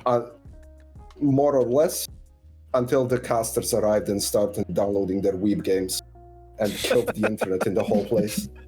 It's unbelievable. I found the picture, by the way. I have it. Oh. Did you? Yeah, I have it. Hold on a The second. stage Just one? download. Yeah. And chat, like, you will, if we didn't explain the story before this, like, you probably would have thought like, wow, that looks really nice. And it is really nice. Here it is. That's the stage. Yeah. Yeah. Look at it. Look how great Glorious. that looks. It looks like it's professionally built. It's good. You would never know there's Euro pallets and ratchet straps and secret. Look, there's a Secret Lab box right here. You could see it. Yep. Yep. Oh my god, it was that moment when we tucked that under section in. And we're like, wow, it looks so good. Yep. Yeah. Literally just wait. Sweep it under the carpet is the correct terminology. Listen, we were not hired as professional stage builders, okay? We did what we could. And it worked. So like Yeah, I mean, so I think this is a good point. I'd like to sort of like highlight our point on the NDI SDI stuff. We talked a little bit about what it is, but I'd like to specifically talk about like why we made this decision. So like the SDI capture system, like one of the big things that's important to us as a production team is that what we do impacts players as little as possible. Has to. So yeah, it has to. Like we can't make anything. They've got to sit at that PC and it's got to be as comfortable as possible so that they can play without it being a debuff to be at the venue. And the SDI capture system that we've always done previously, how that works is that you essentially plug in a third virtual monitor, where we plug a HDMI cable into an SDI capture from the PC, and then during OBS, if you're anybody who's in OBS, you can right click like the preview and project a full screen view, and you do that onto the third monitor, and that's how we captured for the last 2 races. The problem with that is that, you know, if you have 244 hertz monitors, like that third monitor only runs at 60 hertz, and it's also just intensive on a player PC. And Grim, if you want to give any more detail on that, but it makes playing worse. It lowers your frame rate. It's using up CPU. It's not even frame rate. It's so weird. This is the only thing that I ever experienced with WoW. For some reason, WoW needs to be a special snowflake, because why not? My life harder, thank you. So when you just duplicate, like when you do full screen projector on a monitor, right? For some reason, you feel that you're lagging. Even though, like, if you look at the frame times and FPS, you're completely fine. But it feels bad. Yep. I don't know why. It just is like that. And it's only a case for WoW. I tried it in CS, for example. Works fine. It's weird because it's very hard to explain, but every player was telling us the same thing for the last 2 events. Like that, it just feels a little off, and you get over it. But the idea is that we do that. So the NDI system basically removed that from the players. Essentially, if Yes. it in a perfect vacuum, if it works exactly as it's supposed to work, like that removes that, and it also lets us. On the production side, have a lot more freedom in like what we can capture, because in a perfect world, what we wanted to do was not just capture like gameplay. We also wanted to capture everybody's webcams as well, like separately, so that we could pull independently. Yeah, so that we could pull up like in the L shape, you could have had, like the caster camera, the player POV with a camera plus Scribe cam at the same time, and or any combination of that. Or we could have brought up like a monitor, like a big sort of like multi-view of all of the webcams. And this is where we started, like that night and the days before was where we started running into our first sort of like issues of, that might not be exactly how this is going to work.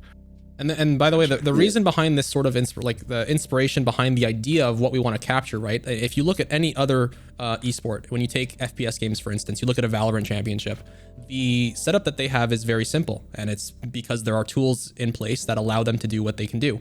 You can capture webcams independently because they're using SDI captured webcams. And they have in game, you have a mode where you're able to go and actually look at player POVs from one source, right? And the difference, the biggest difference between World of Warcraft and every other game is that there is no spectator mode. There is no camera unlock where you can go and, let's say it's Sam can just log onto this account and go and look at Zalia's POV or go and look at Roger's POV, and we can just capture that one PC. We have to do it 15 times. And that's the biggest bottleneck for us when it comes to a production event or just capturing POVs in general, is that we can't do it the way that we want to do it. And it just adds and compounds such a high level of entry when it comes to like what equipment you're using, what kind of capture method you're using. It's it's tough. It's really tough. it's a thing, right? Like it's a difficult conversation because like we'd love it in WoW. It would make our production workflow like so much easier. But there's also like the little bit of talk about like what you'd lose as well, because you're like, people like watching people's UIs and people get used to them and stuff, and like we'd have to like build our own UI for that sort of system and things like that.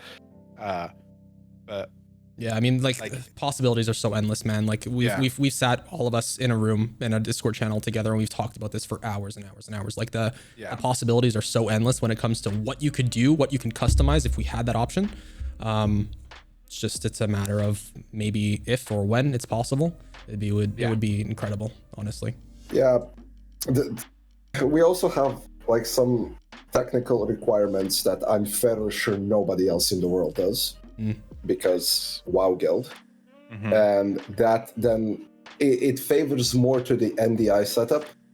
Yes, like a lot, because the routing becomes easier. Yeah, but there's making it work as you want it to work and have enough processing to actually do it is a Monk-ass situation. Thankfully, we didn't run into any processing issues. Yep. Thank you, Starforge, for huge Threadrippers. Thank you, Starforge. Yes. Thank you, Starforge, for huge Threadrippers. But we came into some problems with like the actual nicks being scared. I don't even know what the term is. Yeah, they just didn't want to come out of their hidey hole or something. Yeah, like after some time, after like, I don't know, like 3 million packets per second, they decide to say that I don't know what I'm doing anymore. I'm gonna die. Yeah. But yeah, we can go into like those technical specs and why our system is so heavily complex to deal with. Why don't we do this? Why don't we go to a little 5-minute break? Let's go for some water and some bathroom breaks. We'll come back and we'll have a discussion about something else. That sound good? Yeah, that sounds fun. Good. Okay, chat. I will throw us to a 5-minute break. We will be back shortly. Stay tuned. Hello, everyone. We are back. This is the 3rd episode of the Echo Chamber podcast, powered by Elgato Wave and their amazing microphones. Just took a little bit of a break, but I think Grim is going to talk a little bit about the technical specs of the PCs that were graciously provided by Starforge this Race to World First. Grim, what have you got for us, sir? Oh, yeah. Well, let's start with the easy things. It's the player PC, right? Yep. So the player PCs in them actually had a bit of background. WoW is a 14-year-old game, 15. Insert ancient large amount. Magical elf game, very old. Yes. Yeah. Magical elf, yes, pretty good. And it's an interesting game that like you can have the biggest CPU in the world, but in the end, the only thing that matters is single core performance. True. Nothing else really matters. Like as long as you have more than 4 cores and you have a GPU from 2018, you're fine. You just get the biggest CPU you can find. So the Starforge graciously provided us with 12700 Ks, which is a beast of a single core CPU. And the GPU was 3070 Ti's in them, correct? Yep. Do I remember that correctly? Yes. 32 gigs. Oh yeah, that's an interesting story from last time. People think that WoW doesn't use that much memory, right? But that is in general true for most users. But these players that we have do this thing called multi-box. So all of a sudden, they decided it's a great idea to run 3 or 4 instances of WoW at the same time. Well, 16 gigs of RAM doesn't work anymore because, yeah. I think that was exacerbated this expansion, right? With the rares and stuff, like seeing them open up like the same. Really? It was bad last time, but this time it was. If we stayed with 60 gigs of RAM, No, I'm saying the amount of multi-boxing this time around though seemed a lot worse than it had ever been. They were triple boxing Torghast though last time. Like, the only thing that was worse, I think, at the start of Shadowland, like the Castle Nathria tree and the leveling through the Maw. I think that was the only thing that was actually worse than this time regarding like multi-box. But thankfully, this PCs actually performed above my expectations, and it was actually great. But now let's go to the interesting stuff, because player PCs are boring. okay, PC, okay. So let me give you like a small rundown of why do we need server grade tech. So how many servers did we need, first of all? How many servers did we end up having? No, but how many did we end up having? How many did Starforge provide us with? We actually ended up with 3 servers in total. Yep. There was 2 32-core Threadrippers and 1 16-core Threadripper. Why we need those? Well, because we're doing NDI transmission, we're not doing SDI. You basically don't want your production PC that does the final mixing to ingest all of those streams, because it just doesn't work. Like, you just can't do it. So basically how that system was working is you had every player transmitting a feed to one of the servers, and then the production PC was getting the output of that and doing the switching, right? That's one server that was doing quite a bit of work. That if somebody from Starforge ever looks at the CPU logs, that's gonna be 80% utilization for 24 hours a day for 14 days in total-ish. Yeah, that was spicy. The second server was actually being used, well, this is now specifically Echo thing, because the players are not only streaming to Twitch, we also need to stream to some external partners, and we need to stream to our internal tools for review purposes, competitive advantage. Can't go too in depth about it. We needed to encode all of those streams and send it to our remote server. Well, now you can imagine, I don't know if you ever tried to stream like 2 different streams from one PC. It's chaos. It's really hard to do. Now try to do 11. Well, Starforge, thank you. That's shameless. Otherwise, yeah, that was running 11 encodes on one server was spicy, and let's put it that way. And the third server that we used was actually used for the that was a bit of a technical problem. We're still not completely sure what was causing it, but the intended purpose was to run it for a replay server, right? So basically every player feed is getting into that server. It's being recorded for the last 20 minutes, insert X thing here. And then an operator, Sam, Mitch, and Rasmus could, on the fly, just recall a stream from 5 minutes ago if something cool happened. This, in the end, didn't really work out the way we wanted to. I think that was something to do with the software we used. We basically used vMix to provide that feature, but there was some shenanigans happening there that we didn't really have time at the venue to debug properly.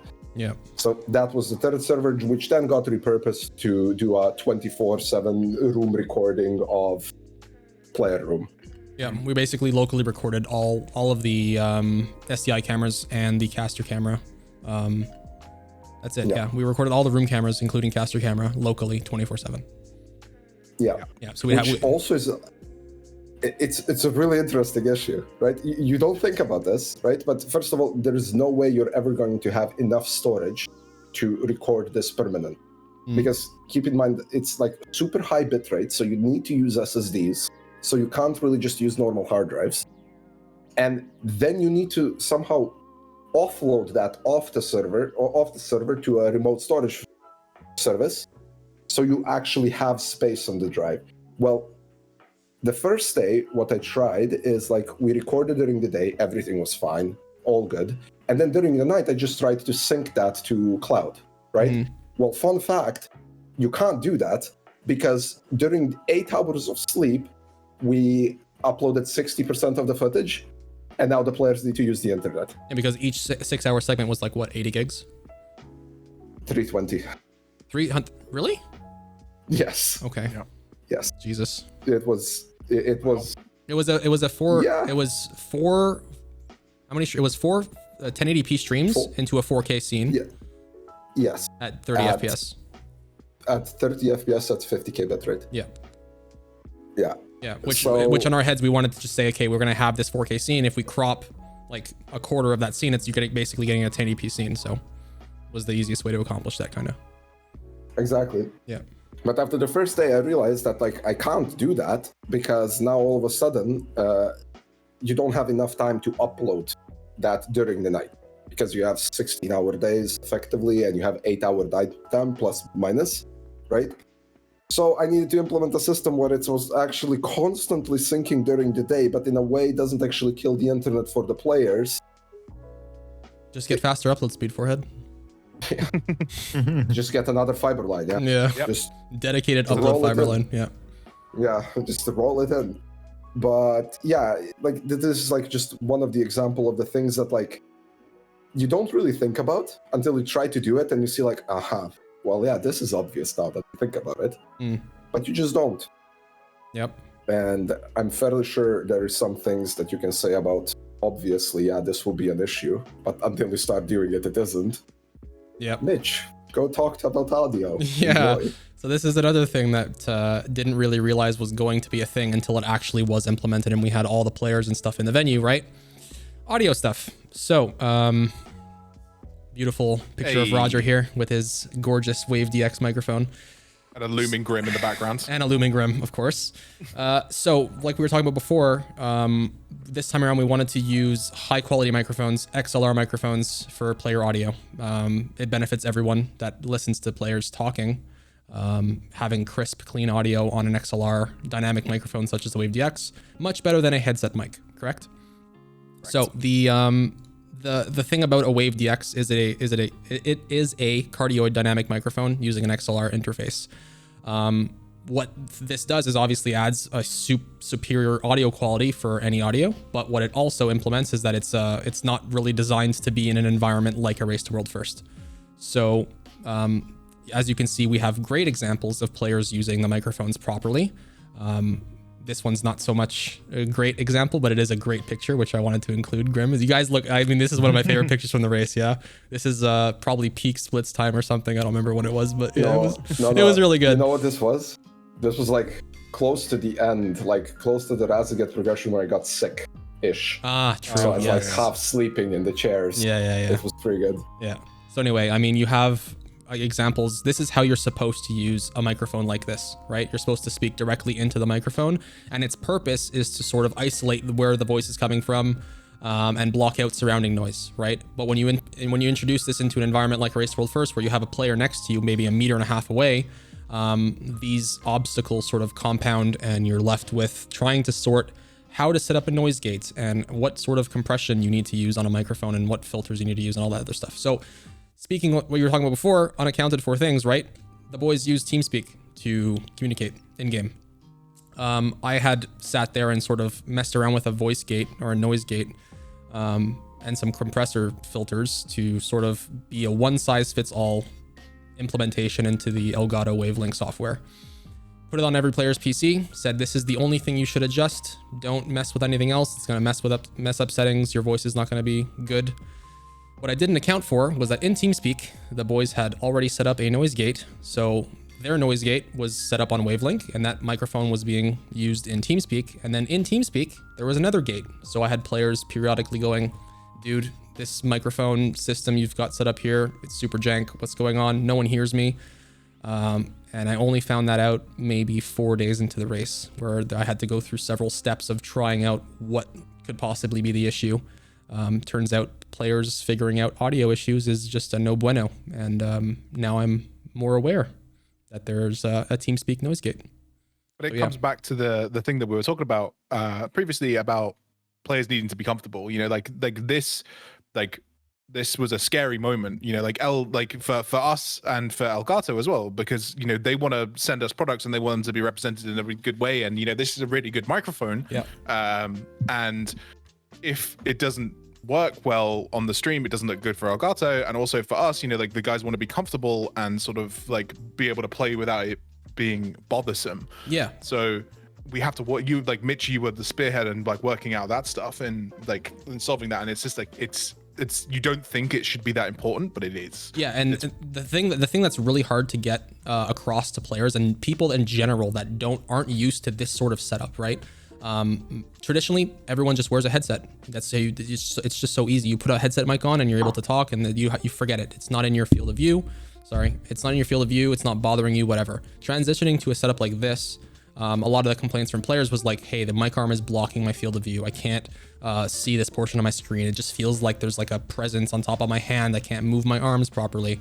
But once they position the arm, or like this, like the arm that Stripe's using here is the way the Elgato Wave, the Elgato arm LP. It's the low profile arm, right? So it doesn't come up above your monitor like most of them do. It sits sort of below, and it's closer to your arm, right? Making them understand that you can position this and you can move it in such a way where your microphone is directly like pointed towards your mouth, and that you have full view of your microphones and stuff, and making them comfortable and them understanding that, one, it's completely comfortable when you get used to it, and number two, you're getting better audio quality. That's something that you have to sort of ease players into. And then once they're sort of transitioned, like I feel like most of the players are at this point, it's totally fine. Like Roger, the perfect example, like Roger was like holding his mic nonstop, and it seemed like he was, super comfortable with it. So it is what it is. I think we did a good job though. I think we gave a prime example of how if you use proper equipment properly, I mean, it can be accomplished for sure. Yeah, I was honestly like, I had my reservations about it before we actually tested it, because we did the famous Gingy test. Yeah, true. Gingy test is you create as much noise as possible in the shortest period of time by either smacking the desk, yelling, or combination of both, and it just worked without picking up on the other sides. I was like, okay, I mean, I guess we do this. Yep. It was really nice. And I mean, like, I'm talking into one right now. This is the mic I'm talking into currently, and same one with Sam, is the Wave DX, and like, it's incredible the kind of audio quality you can get out of microphones like this. Yeah. So big thank you to Elgato for providing all of that. Seriously. Not only the microphones, by the way, the face cams, the mic arms, the microphones, the stream decks. I mean, it's endless. The lights, all the lights that we had on player PCs, like all that stuff. That's all them. Ooh. My camera's crashed, boys. Bear with me for 2 seconds. You're in a good pose. It's fine. Perfect timing. Oh. Yeah, it's pretty good. It's pretty good. Fix.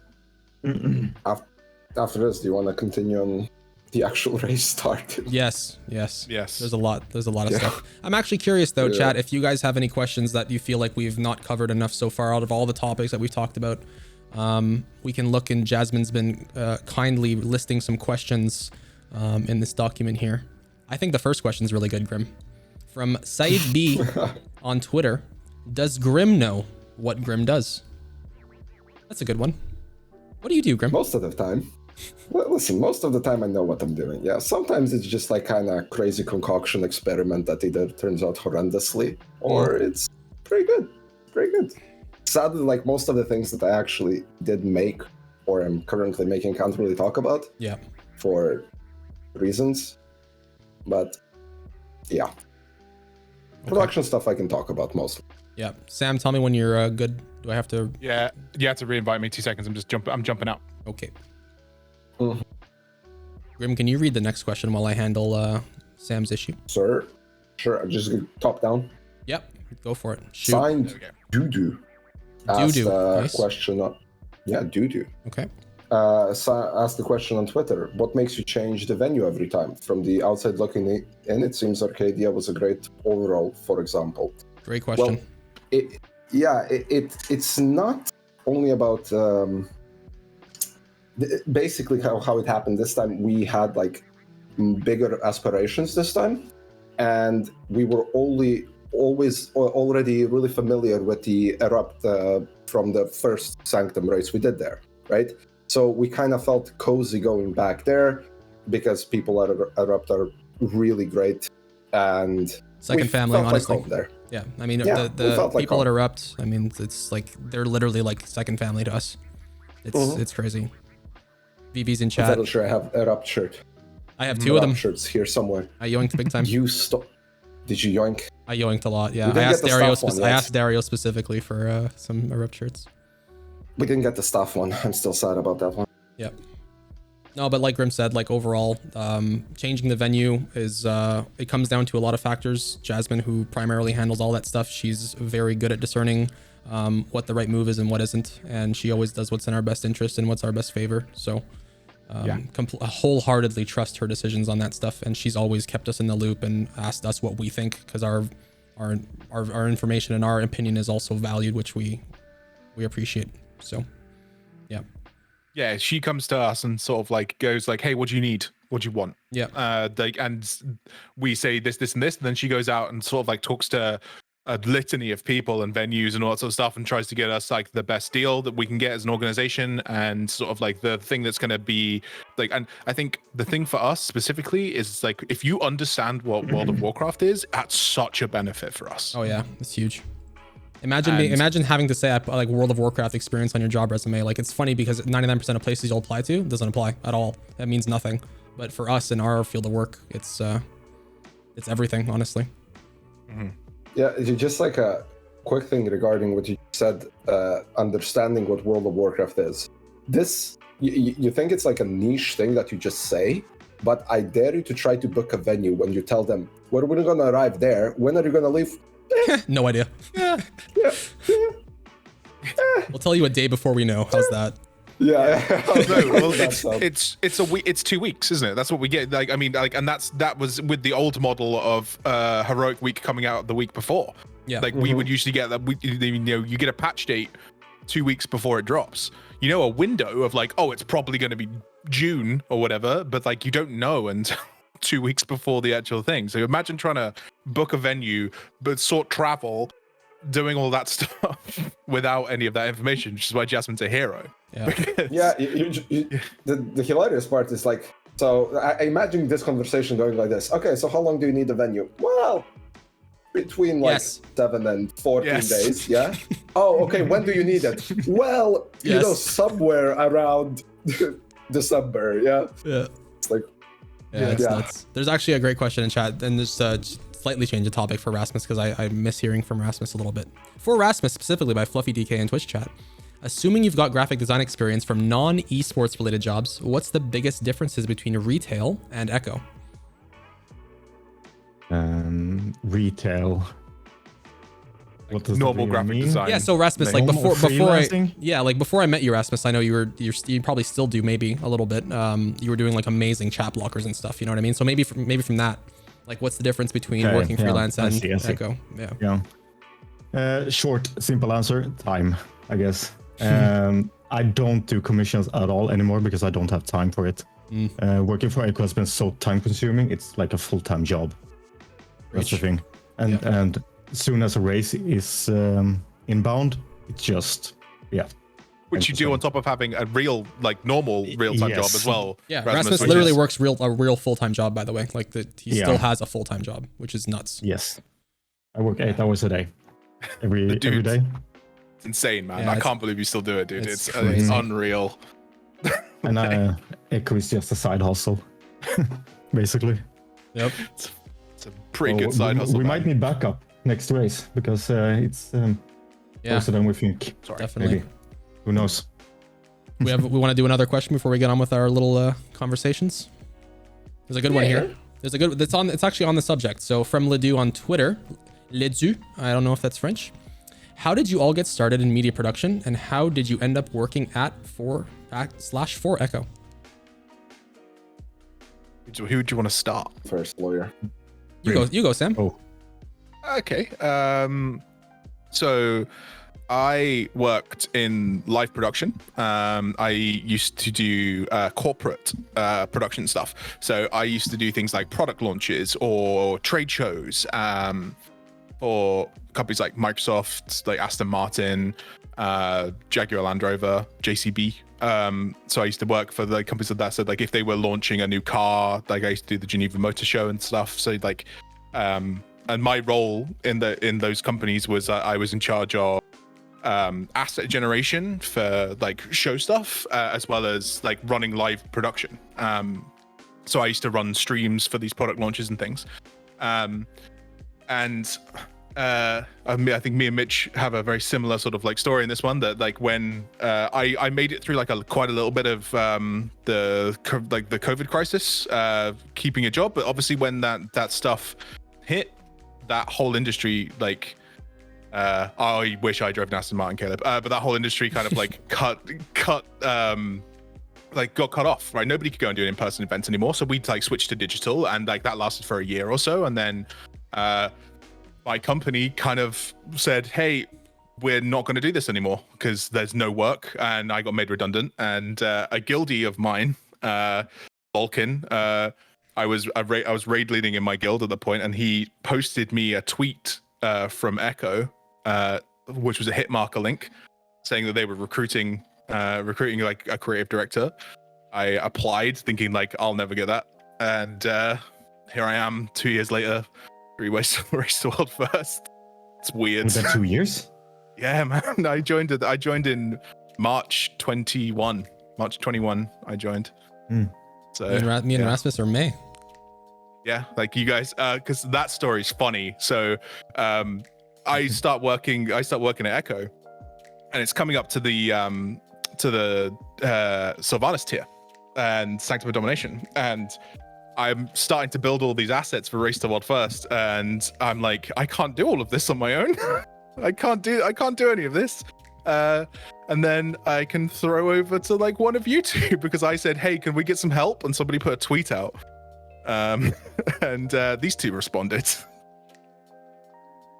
Mitch, go if you want. Yeah. It's basically the same story. Yeah, literally the same. So before Echo, I was a content director. I mean, it is a bit different. So I'm going to explain what I like to think is the reason I work at Echo, and then I will give the realistic reason why I work at Echo. So what I like to think is, formerly before Echo, I worked for a startup company back in Montreal. So for just general information, I lived in Canada for my entire life in Montreal. I moved to Turkey 2 years ago. But in Montreal, I was a content director for a small startup company named Butter, and I was in charge of basically photography, videography, script writing, shot list generation, music licensing, literally everything. Startup company. I was flying to California to shoot advertisements for said startup company. And like Sam, the COVID crisis hit, and flying to different countries and filming things and hiring actors and all this other stuff was not a possibility anymore. And the budget for our marketing team got annihilated, and I got made redundant. So I found myself without a job, and I focused more on content creation and video stuff for my personal stuff. And then I saw this tweet that Sam was talking about, and I said, hey, this sounds really cool. I'm gonna put in an application.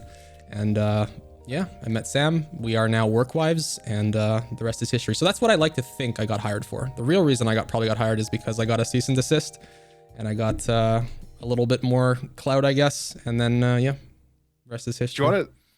It's nothing to do with it, man. Well, how that went? A little bit. No, it's not, because I remember sitting in Discord, in the Discord we all sit in nowadays, and like somebody was reading me off like the list of people that have applied, and he's like, the person threw out your name, and I was just wait, like Canadian Fire Mage preheat, because me being the scrub, Shadow Priest main for 13 plus years in Nyalotha, switched to Fire Mage, and binged all of your content and like loved it, and then ended up watching your stream.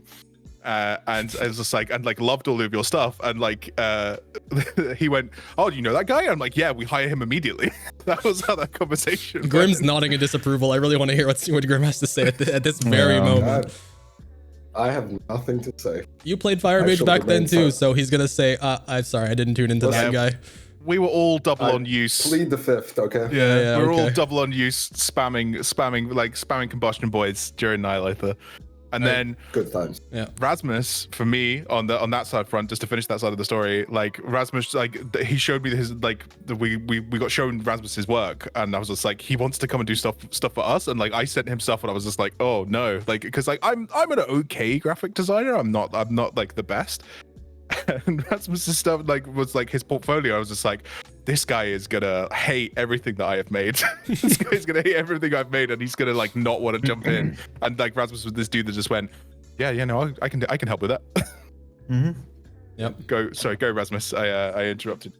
If I go from the start, I guess I'm totally self-taught graphic designer. I started doing free work at MMO Champion, the signature banners that you see on the forums. Ancient history. Oh my god. Yeah, that's history.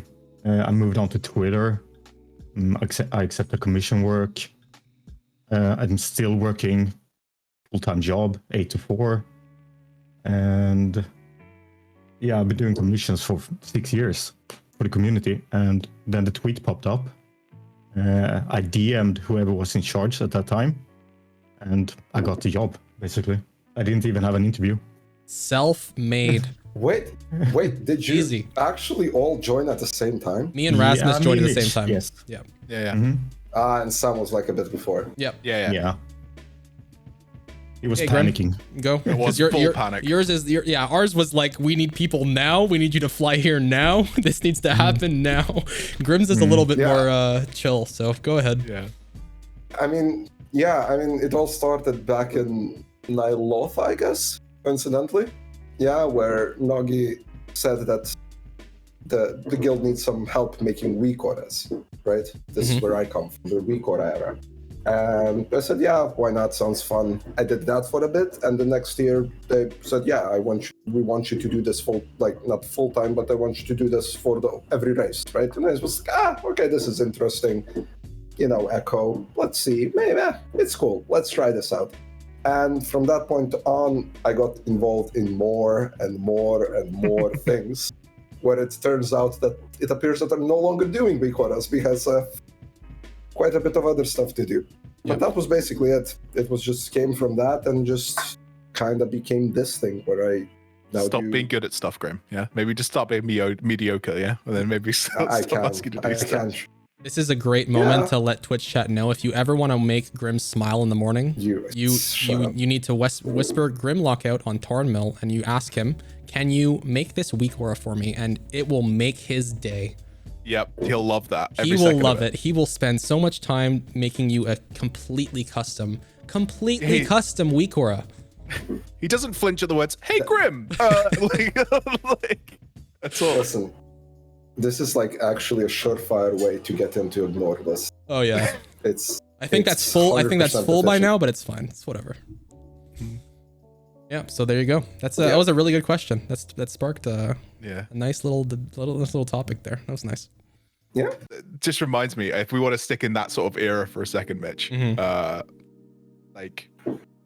remember us arriving in Switzerland the first time. So we're in this little building, and then we've got it, and it's barely work. Everything's held together with duct tape and dreams, and we're pulling this together, and this little Canadian man arrives and goes, "Oh hi, I'm Preheat. We're here." I'm just, and that was the start of it, and it was just ridiculous that it's gone this far now, man. It just makes me, oh god. It literally feels like decades ago at this point. It's crazy. Yeah. Nuts. Yeah, we've been through a lot, us four. Yeah, good times. Definitely some demonic stuff. Oh yeah. There's that. What was Go ahead. What was the phrase for the race? Fuck around, find out. Fuck around, find out. Yeah. Yeah. There was Last race, it was in definitely- You know how you understand how it's always all our phrases from every race have always been some sort of negative connotation towards something. Like this race, it was fuck around, find out. Last one was in shambles. Yeah. I don't remember what the other one was. It's too long ago. But what was there was? We had a version of this race that was super long. I don't remember. My memory from this race is Cursed, very fuck blurry. around, find out in shambles. Yeah, something like that. Was SOD. Cursed, yeah. Yeah. Yep. SOD was cursed. Yeah. Oh my god. Okay, so let's sort of deviate and talk about something that's actually integral to any esports organization, right?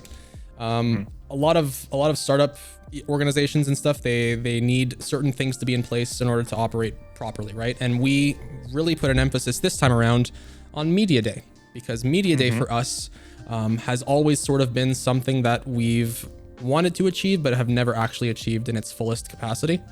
Whether it's merch not arriving on time, whether it's players being sick or something like that, one way or the other, we've never had proper ways to, let's say, get pictures of our players so that we can use on social media.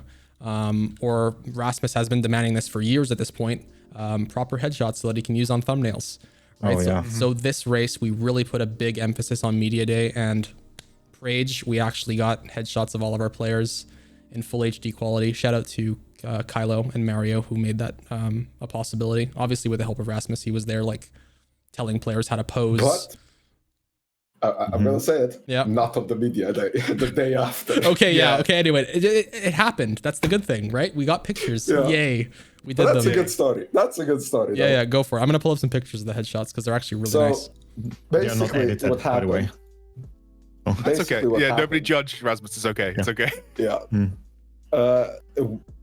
Echo as a guild regarding merch is cursed.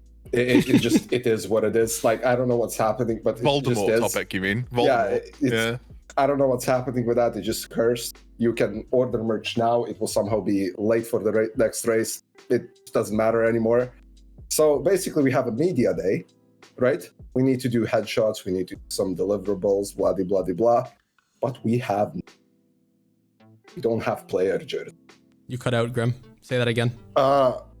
Okay, it's I see what it is. Okay, so basically you don't have merch, you don't have player jerseys, so what do?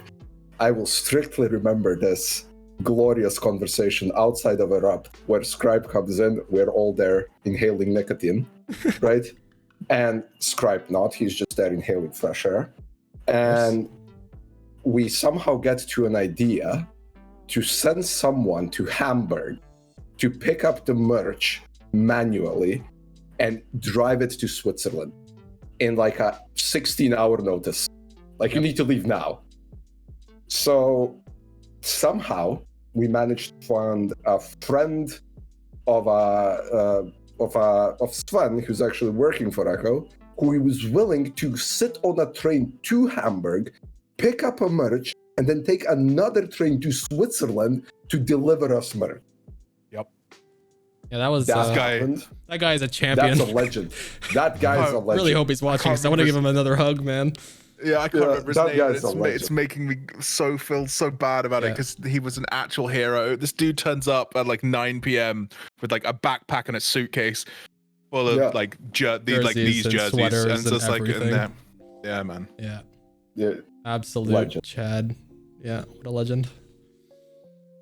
Yeah, And I then, don't. of course, the next day merch. Yeah. Yeah. I mean, I just don't know what it is about merch and us. We've just always had this curse, right? Because the last race, the reason we didn't get our player shots and everything on media day just kind of got skewed was because merch just didn't arrive in time. And, at that point, the race was over. Everyone wanted to go home and couldn't get what we wanted, but we made it happen this time. I'm very happy. Yeah, after we'd all been imprisoned in Germany for like what we thought was going to be a week and a half, and it turned out to be almost a month. I was just able to open a few because they're like 10 or 50 megabytes each picture. But yeah, we got some really nice pictures. These are all shot in RAW, and Rasmus has been having a field day with them. Yeah. Yeah. This was Sorry, I What's didn't this catch even that last. shot? What did you say? No, nothing. I'm just saying, I'm sure you've appreciated these pictures being a thing now that we have actual Yes, like shots of our absolutely. players. Like if How you important is it? Huh? What's that?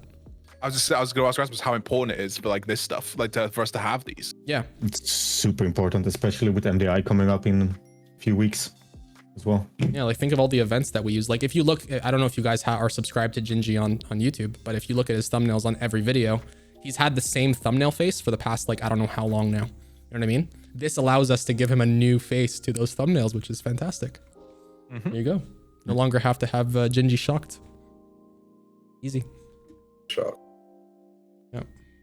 Yeah, that's another thing that just goes into all this prep, right? Is like not only planning stuff at the venue, production aside, right? Is planning all these times where we can sit down with players and take pictures of them, make videos like the sit down with Secret Lab videos. All that stuff is like before this whole projection of like 2 races in this year. We didn't know when races were going to happen, so we only have in our heads like maybe 1 or 2 chances per year to get players to in the same space to take pictures, record videos, shoot content. So it's oftentimes a logistical nightmare trying to organize that, and it's just nice that we actually finally have some stuff to show for it. So Yeah. yeah, really nice. What else would we like to? Oh, I want to talk about casters. You guys want to talk about casters? Yeah, so podcasters. I want to talk about casters. So I think all of us are super, super proud of the fact that, I mean, like, no question, we have the best caster team out of any caster team. 100% our casters that are still willing to work with us are fantastic, and we the broadcast literally wouldn't be the same without them. I think we are super fortunate to have the team that we have for the past 2 races, and the addition of Jeeth this time around was such a welcome and fantastic addition to the broadcast. I don't know about you, chat, but like the dynamic that Jeeth brought to the analyst desk, where casters were on the couch and able to throw to Jeeth, and Jeeth would look up Warcraft logs, like it just added such a cool dynamic to the broadcast that was really missing. And I'll say it first, Sam. I literally shed a tear when I saw Jeeth and the casters working together on the couch. Like the broadcast itself was like, holy shit, this is like what it should be. Jeeth on logs, Preach going Jeeth checks the logs, comes back, they're bantering, they're throwing back to the broadcast. Like, it was so good, man. So impressed. This is kind of speaks back to sort of like the prep. We could go back to the prep work. Is what's one of the things that like I think we all have input, but like it's weirdly one of the responsibilities that ends up on me that I crap myself about every time is finding like a roster of casters that are gonna do stuff. And you know, like, so the roster didn't change between like Sofo and this one in terms of anything else. Like you still had, Preach. We'll take a moment to say thank you to them. Obviously, like Preach came in and did an amazing job. Alex, if you're listening, buddy, I love you very much. You always do an amazing job. Like Jordan, like came back even stronger. Like last time was our first event, came back even stronger. Krista came back, like yet again, even stronger than last time. Tettles and Dratnos are a powerhouse of casting. And then Roger comes to us and goes, "Hey, Jeeth's not playing this tier," and he was kind of likes the idea of casting. We were a little worried because we were like, yeah, that could be very cool, but like we don't know exactly how this is going to go. You know, like we've seen instances of people getting like this is very different from sitting and streaming. You know, this is a totally different. It's a very, like nerves take you different places, and we don't know how that's going to go. And like Jesse, we're talking to Jeeth and he's like saying, "Oh, I'm a little nervous about it, but I think I'll do a good job." And so that first day when Jesse sits down, and we're like, okay, this is going to go one of two ways. And like, especially as well, like with, bless them, Alex and Jordan getting sick at the beginning of the show, like we were a little bit terrified of how much Jeeth was going to have to go down, and he was a immediate powerhouse. And this guy literally said, "I will be there, like from when the Raiders wake up until when they go to bed. I will be there. Like, just tell me when you need me." And he, unbelievable talent. So good, so knowledgeable, so good at explaining complicated things in a way that everybody can understand. Because when you look at our viewership breakdown, I think this is a really important thing to decide why we make the decisions we do when we do this about casters. Is this like, there's the hardcore people that watch World of Warcraft all the time and are like players and like Mythic Raid and all that sort of stuff. But then the bulk majority of viewers that come and watch the main channel, especially, like they are casual WoW players or people that are only interested in the Race to World first. So you have to be able to explain complicated topics to them in a way that they can easily digest. Yep. And Jeeth just turned out to be a person that's unbelievably perfect at that. Like, and the big props to him because he did an amazing job. And I can't see another race coming up going forwards that we're not going to have Jesse involved because goddamn, so good, powerhouse. And what's really great is that something we noticed this race, I think more so than any other race, is that there is a large crossover between people that are interested in Final Fantasy content and people that are interested in WoW content. And there's a lot of people tuning into the broadcast for the first time, and they're Final Fantasy players, and they want to understand what a Race World First is like in WoW. And Jeeth is actually an incredible gateway for those people, because Jeeth is a pretty popular Final Fantasy streamer at this point, right? He brings an audience over to WoW, and if he explains it in a way that people can understand on both sides of the coin, that's just better for us. More viewers, more people that understand what's going on. And I think there's a lot of takeaways from that as well, because like production wise, we can do a lot more things to explain it to the average viewer, quote unquote, what's going on in the broadcast. When you tune in for the first time and you don't know what's going on in WoW, what are you looking at? Like, what is this splits topic that people are talking about? What are they doing right now? I think that's something we can also improve on in production wise as well. But needless to say, I think like you were saying, Jeeth is an incredible addition to the roster for sure. Definitely added something special. He is yeah, hero. Yep. And also, what we could talk about very quickly is the sort of tools that we give casters on site, because an online event is like, you know, casters come in, you pull their webcams, they talk, right? In person, it's been a philosophy for production, at least for us, for quite some time, is that we want to give casters the tools to be able to do their job to the best of their ability. And I think that's something we have iterated on a few times at this point. And this race, I think it was a little bit more, it was better than last time. I think there was a lot more we can do.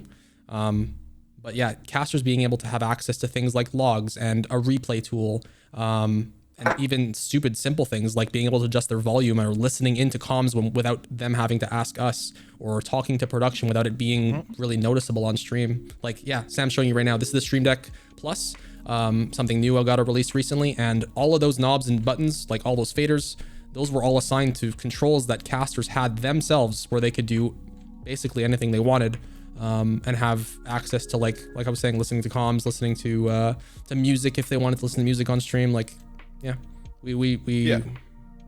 Go ahead, Sam. Like I was gonna say, like that Stream Deck Plus as well. Like, bro, clean it. Sorry, Jasmine. That I had, like, that one was actually one of the ones that was sat on the desk. Like, both me and Grim got one to test from Elgato, very, very kindly of them. And like that integrated into our production in a way that like they could talk to us and have a conversation with us without you hearing them. And like a full talkback system is something that we didn't have last race, that we put in this race, so that they could have a chat with us while like one of the casters could have a word with us and ask us about doing something. Like the analyst desk that Jeeth had, you know, where he had a whole OBS that he could bring up logs in and show them off, and like show us things, as well as like watch the feeds and like see what he wanted to do.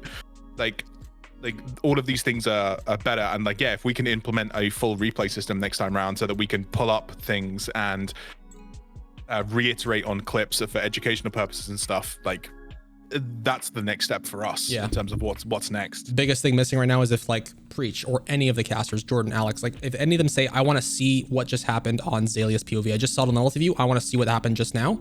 We want to have the ability to say, okay, let's clip that, show it on main broadcast in full screen, and they'll be able to pause it, they'll be able to do whatever they want to it, so that we can actually break down that segment, and show you guys a more detailed view of what actually happened, right? Because in the heat of the moment in a Razageth pull, let's say, you don't really know what happened specifically, and if they wipe or something explodes or whatever, we want to be able to break that down. And like we were talking about with Jeeth being there and that tool being implemented, we'd be able to actually show you guys that more detailed and explain it better, which just leads to more understanding for the large viewer base, which is great. So yeah, you being able to understand what's going on is the primary function of the mainstream. Like that's its primary purpose, is to present this in a way that's not just you watching Scripe or Gingy or Clicks, you know, or anybody. Like, you have to be able to, we are an educational stream first and foremost in teaching you how to do things. It's also a place where we hope that you'd feel like you're comfortable. You can hang out, you can chill. There's always good music playing. There's always people saying touchdown. There's memes on screen all the time. Like, that's why we separate ourselves. We want to feel like we are part of Twitch chat. As production team, we are part of you. Like, that's what we are. We want to have a production broadcast where like me and Sam and Rasmus and Grim and everyone else are all proud to say, like, this is what I would want to watch if I was watching Race World first. That's something that's never going to change, really. Yeah. Do we want to break into some of the sort of like show stuff and like how we run things, and like go through that sort of those sorts of bits and pieces? Like, because I think you got something to show me. I haven't got something to show you. I can pull back up the OBS, but like what I was saying is, like, this is another thing that I wanted to talk about, how we build a show to be run. Which somebody, maybe if you wanted to pull up a little bit of a segment from like your stream, Mitch, like that might be a good way of like explaining this. Production POV, I like it. Production POV. So while I pull it up, why don't you explain what that was this race and why it was a thing? Yeah. So, we are a very small team. Like, the people that you see here, plus Jasmine and a couple of others and things like that, that's our entire sort of like Echo team. And when it comes to actual production, we had 4 people this time around. So it's myself, Preheat, Rasmus, and Syrah as well from KSM, from Keystone Masters. And like what we wanted to show you is like a little bit of behind the scenes about us running the show. So as you can see here, this is just some sort of like POV of us sitting at the desk running the show. And what is kind of important here is that when you talk about broadcasts on this scale, usually they're a multi-person operation. Somebody is running the one part of the desk, another person is running another part of the desk. We don't like that as a workflow mentality. We like the idea of one person being able to sit down in front of that massive computer and do everything. And I think that's such an important factor for us, because that way we think that you get a more cohesive viewing experience, because we know what to look for. We're all World of Warcraft players. We know exactly what we're looking for in POVs. It becomes like this routine and this dance that we go through as you go through a fight. And I'd love maybe if Mitch, and Mitch and Rasmus, if you chip in here, absolutely, about like what like a moment to moment of like running the show kind of like looks like. Like it'd be good to see from your perspective, Mitch, and from Rasmus's, who we've sort of like taught to do this. Yeah, maybe, I mean, like, so I don't mind going first. So something you said rings so true to the point where I feel like it needs to be almost a job requirement. And traditionally speaking, an operator for any sort of production is sort of like we said before, is like a cog in a machine. Like you don't have to have this extensive knowledge about really what's going on. You just need to read what your job brief is and present that sort of thing. If you're a person spectating some sort of FPS game, you're spectating these people, and if something happens, you're just like, hey, I have a clip here, no problem. The difference between that production and our production is so much more involved, in the sense that like whoever is at that table, in this instance it's me, maybe it's Rasmus, maybe it's Sam, and on occasion Jasmine, by the way, she actually operated a little bit this race. You are literally in control of everything, and that's primarily based on the fact that you understand what is happening in the game at that very moment. You know the fight because you've watched it before. You know the fight because maybe you were in Discord or in TeamSpeak with the boys while they're on PTR testing the bosses. You have this knowledge because you play the game, XYZ things. You know what's happening. So you automatically feel more in control of what you're able to show people and what people want to see. If you're a non-WoW player, you have no clue what you're looking at. You don't know what's important. You don't know if you want to look at Zalia's POV because he's on the heal absorb platform on Razageth, and he's the one pumping out heals more so than the other platform that there's really not much going on. Like these are all the small differences that make up what actually the operator is in that instance. So being an operator in our production environment is a lot more involved because of A, what I just explained, and B, you are not only controlling that, you're listening to casters, you're the one doing everything all at once. The person in the hot seat is controlling audio levels, controlling music, controlling the POVs, everything. And the second person is just there making sure that if anything goes wrong, he's there right by your side, making, like, if in this instance Sam's right next to me, if I said, Sam, go readjust the camera, he's up, he's going to readjust the camera. But that sort of control, that level of importance on the person controlling the desk, I don't think is something we're ever going to want to change, because it's so integral to our broadcast, where if we go to a break, I'm pulling up Dancing Emmett Selk and we're playing Touchdown. That's something we have direct control over.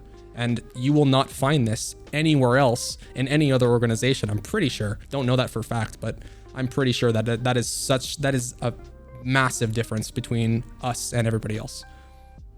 We have direct control over everything that happens on that broadcast, and it's because we understand it, and we also are one of you guys in Twitch chat. We want to see this stuff, but we like. It's like Twitch chat controlling the stream. Yeah, it literally is, yeah. though. It literally is. Yeah, that's the best part.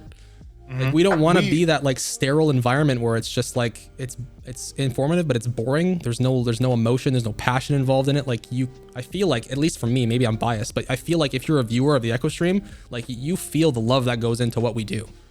I like to think that way. Maybe I'm wrong, but yeah. I'm interested, Rasmus, what you think, because Sofo was your first tier on site and operating.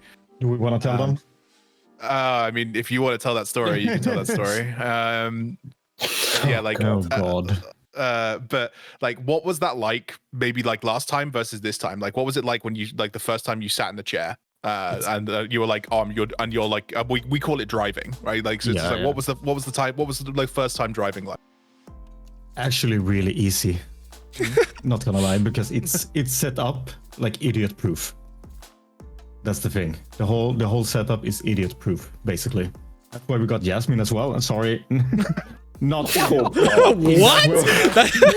Oh my god! Harsh, bro. holy fuck. But for anyone, who Stop. literally just sit in the chair and just press a button and just swap. So I understand. So this is the thing. You have to understand. You have to know Rasmus to know what he means. He doesn't mean that in a mean way. It just. No, I do not. He really doesn't. What he means is that the way that we build our OBS and our stream decks and all these things is that we program them so that it's very intuitive to know what you're pressing and where you want to go. The way that, so I mean, all of us have done it at this point, but generally speaking, I will make, so the software we use is called Companion, right? We use Companion to assign macros to a stream deck. And that button basically does something in OBS or triggers a certain X, for example, an audio level or whatever. What Sam's showing. We bind all of those to basically something. And those buttons, you'll see sometimes in pictures, it says anal cam. That is analyst camera. It's very obvious, very intuitive. And it's like Rasmus is saying, it's very easy to understand. But the knowledge that comes with what you're doing before you press that button is what's actually important. It's not we're about to kill it. There you go. Yeah, I love this POV. Yeah. Oh, that's the kill? That's the kill. Yeah. Yes. We get to go No, that's home. splits done. That's splits done. Yeah, true. That's also splits. So it's done. Yeah. I like how Rasmus is just like, yeah, whatever. Yeah, Dranos was that's about to cool. go on shift. Yeah, he Dranos was about waiting. to swap out. It's Yeah. like Dranos was just Oh, chilling, no. like getting caught up Yep. before he swapped in. Like that's when they killed it. But yeah, no, I think like this is Going another home. point that we can thank Elgato because like they provide us with like all of the stream decks and stuff like that. Like I showed it briefly. Like this stream deck has actually been at every world that me and Mitch have been at, and he's got the other side. Hold on, I'm pulling it up now. Yeah, we have signed them all and things like that. So these will come with us for every Race to World First event that we do. So there's all of our signatures on them. But Oh, I like, forgot to sign it. yeah, you signed this last time. You're on here, I think. It's slightly rubbing off. Maybe. Actually. Yeah, I need that's to rubbing off a little we need bit. to Yeah, but redo the it. gold stars Yeah. are what's important. Yeah. Yeah. Back to back, baby. True. Back to back. But like this system, like first off, the Starforge PC actually absolutely crushed it. Like the entirety of the time, like we didn't have any OBS issues and things like that, which we've had in previous events. Yep. And like Elgato give us like all of these tools in order for us to do this, and none of it works without that, because like that whole designing everything person, like something that Mitch sits and sweats over for like 2 days when we get to a venue, and like previously as well, because like we build the OBS beforehand, we bring that with us, and we build the bare bones of things like that. But yeah, understanding that layout, there's a really good picture of it, Mitch, actually, of the stream decks, like the one that's my desktop wallpaper. Yep. And like you have to design the way that you do things into groups that make sense for your hands to do, because you need to think about left hand, right hand in terms of like having both hands on stream decks. So you can see here, like the small one, like at the very front, that's player POVs, right? So that's like selecting which POV I want to actually be using. Then on the large stream deck plus to the left, like on this left hand side, that was transitions. That's picking, do I just want to fade? Do I want to use the Warcraft logs analysis desk transition? Do I want to use the portal transition? And then like the very thing that's at the bottom is like the sort of the actual transition button. And then this, like the right section that Mitch's cursor was just over, that's your cameras. So like which cameras do I want active in the scene?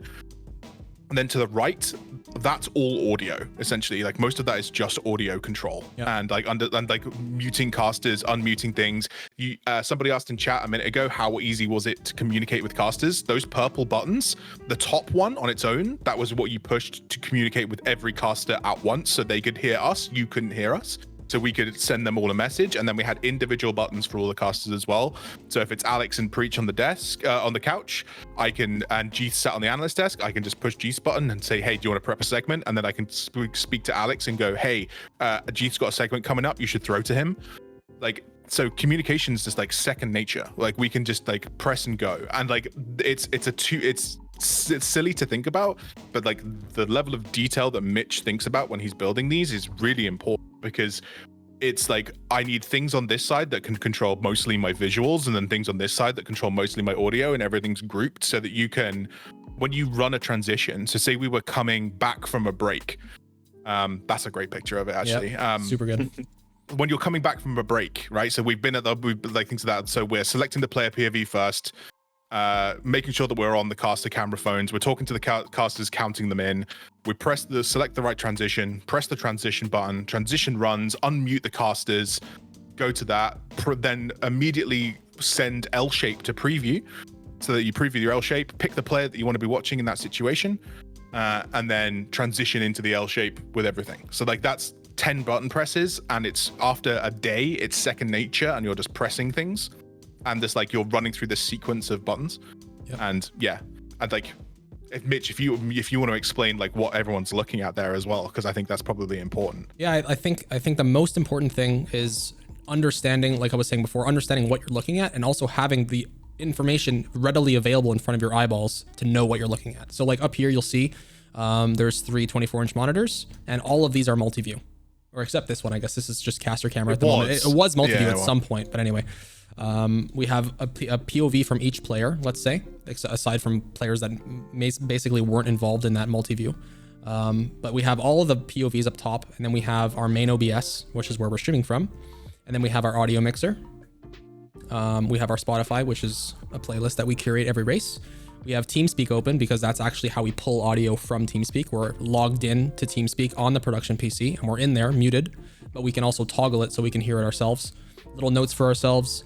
And then on this screen, generally speaking, it'll be some sort of like website, whether it's Google Drive or whatever, which is sort of like downloading at the time to import like VTs or video ads or whatever it else is. So yeah. One of the most monitors was dedicated mostly preview as well, wasn't it? There was like a full screen preview of the show. I have a video of that actually. We had a really nice setup this time because we were able to get our main broadcast. This is like very early on, right? Before the NDI sources were involved, but like I have a video somewhere here. I'll find it. We were able to get like an 80-inch TV as our broadcast out, which was really sick. Yeah, there it is. Yeah. So like this was our broadcast out up here. That's the mainstream. Little Sierra doing his thing over here. So there on that rack there, so you obviously got Sierra sat in front of like the main driving system with the multi-views up top, and then the PC that's directly on the shelf up top, that's the PC that's running the NDI feeds into the multi-views. And then to the left, that's sort of like the big box, like glowing thing. That's where we're receiving this exactly. That's receiving all of the SDI inputs from the cameras, as well as all the audio, and feeding that into the main big production Starforge machine at the top. So like, yeah, it's a slight cable nightmare, but like everything's all like talks to each other and works together. Yeah. Yeah, I downloaded a couple of like videos of us being actually using it, you know? Yeah. And something I didn't realize, Mario, shout out to Mario, our videographer at the race, he took such insane B-roll of us that I didn't even see until like today, basically. Oh wait, there's B-roll of us? Yeah, there's B-roll of us like having our little meeting that we have every race in the production room. Let me find it. It was so good. It's cool. Yeah. It's somewhere here. This is you walking Rasmus through it. I remember this. Mm-hmm. Yeah. But there's a meeting where I was walking everyone through it, I think, at some point. Where is it? I know I downloaded it. Hold on a second. But yeah, like I think some people in chat are saying that they didn't realize like how much detail goes in. Like this is what we spend a lot of time like on in the pre-build, is like working out how this is all going to work and sort of designing it to be that one-man op, designing it to sort of like function. Yeah, like this is Mitch doing like a big walkthrough, like everybody, where we sat down and like combined all of the work that we've been doing for the last 6 months into sort of like, okay, this is it. This is what you're going to do. This is how it's going to work. Yep. This is like we were talking about before, about like the moment you realize it's actually happening. Like this, right before you press the start streaming button, is the moment you're like, holy shit, like it's actually happening. This is the culmination of like months and months of work, hours and hours and hours have went into this. And this is where it's actually led us. The hard work of everyone that's involved, not just us you see on screen, but everyone behind the scenes as well. Like this is everything that we've poured our hearts into for the past 4 or 5 months. We started this in July? Late June, early July. Like this is all the work that we've done. It's like compounded into one little moment. It's great. Mm-hmm. And especially for us this time round, like we did a 24/7 broadcast last time round with BDGG as well. But this time round, like we did even more with them this time around. Like we were way more involved in the side of things, and like teaming up with them, and like Sierra coming in to sort of like run that over and do that. It's a massive task for 4 operators. It's a massive task for 4, and it was really rewarding, like 2 days in when everything's going smoothly and it's all paying off. Yeah. It was really satisfying. Yep. Really cool. I wish, I could play the audio, but like all of these videos, there's like hardcore techno house music going in the background because we're all just like pumped up on like 17 Red Bulls and tons of caffeine. But yeah, it's a good time. How dare you? We drank ELX and ELX alone. ELX as well. Yeah, tons of ELX. You know, we took it too far when one day you don't take a Red Bull and you're like, I'm missing something. What is True. it? Yeah. Why do I not feel right? There's also the there's the phenomena that Swiss Red Bull hits harder than normal Red Bull. It does. Yep. I don't know why that's a thing, but it is. Oh. What else are we missing? Memorable moments from the show. That's a good one. We can do questions soon, but I think memorable moments for the show is a different perspective we could offer for people. Do we take the PG route or not PG route? No PG. Chat, right? No PG. We don't care about PG in this stream. Do you want to talk about that? The what? The trick. Oh, the trick. True. That's actually so good. Yeah, dude. The trick was so important. Do you want me to see if I can find the VOD? Yeah, try to find the VOD. Do you want to talk about something first, and then I'll dig up the VOD? Hang on. Let me explain the trick while you find it. Yeah. So this is an idea, PG version. This is an idea we had at 2 a.m. while walking back to our hotel rooms. I forget who I was with, but I remember, I think it was Sam and Jasmine, or was it Sam and Rasmus? I don't remember. No, not me. I wasn't there yet. Yeah, it was me, you, and Jasmine walking back to the hotel. Okay, and then before I don't want to speak out of turn here, but like who had the idea? Was it? I think it was me. I don't remember if it was me. I think no. I said, wouldn't it be funny? Because because I brought all of the hard drive with all the assets on it, and true. and I was just like, wouldn't it be funny if we did something with the old assets? And then you came up with this. Okay, so we had this idea where we said, what if we opened the broadcast and we made chat think that we were still in Sepulchre of the First Ones. All the old assets, we were still at Arcadia, we were still on that old couch, we were still in that raid, and we were still on Halandris. And what if we had been there ever since we started to stop the broadcast last time, and we said, we tricked people and we just said, hey, we've been here for like 386 days and they are still progressing Halandris. What if that was the way that we started off the show, where we like really sold it? We made the casters feel like they were super like degraded and they're just like dead essentially. And then we pulled off the curtain and we said, haha, just kidding. Race to World First starts now. And we slam all of our new assets on screen. And we said, is this actually possible? And turns out it was. We just had to do it really jank, but it ended up being really, really good. But yeah, I mean, man, that was such a great moment of like realization when we could actually pull it off. It worked out so well. I wish it was a little bit cleaner because it would have sold it better, but yeah. I don't know whether we've got our We day do have- one, but I'm just trying to find it. For sure we have it. How do we top this for the next race? That's the thing. I don't know. Yeah, I have no idea how we top that, but man. I have an idea, but it involves pyrotechnics. A fireworks show? We just bring someone on to do like a little show as the opener? No. We'll talk about it later. No, go. Give me the PG version of it. No, I'm not. No. All right. Nope. Well, Sam, because I think it's a good idea. It might actually get stolen. So yeah, okay. We hold okay, it. I found it. Hang on, I found it. 2 seconds. I was trying to copy URL at current time. Copy URL at current time. I'm going to put it in our Discord chat now. Go. Let's check, Mitch. But that's from the end of the Unskippable, and then we're in. Okay. Nice. Let me pause this real quick. Cool. Let me fast forward a bit. CurseForge app to manage all of your app. Okay. So if you guys didn't actually see the opening broadcast, I will play it now for you. This is literally how we started the Race to World First for this race. All right. Mute this. You guys can't hear it. You can maybe turn on the broadcast. I'll let it play out fully.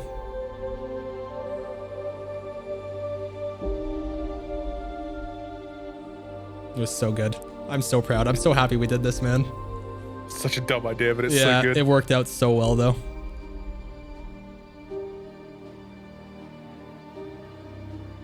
Pop out Also chat. Oh, we gotta pop out chat. nailed it. Yeah. We did. Really did.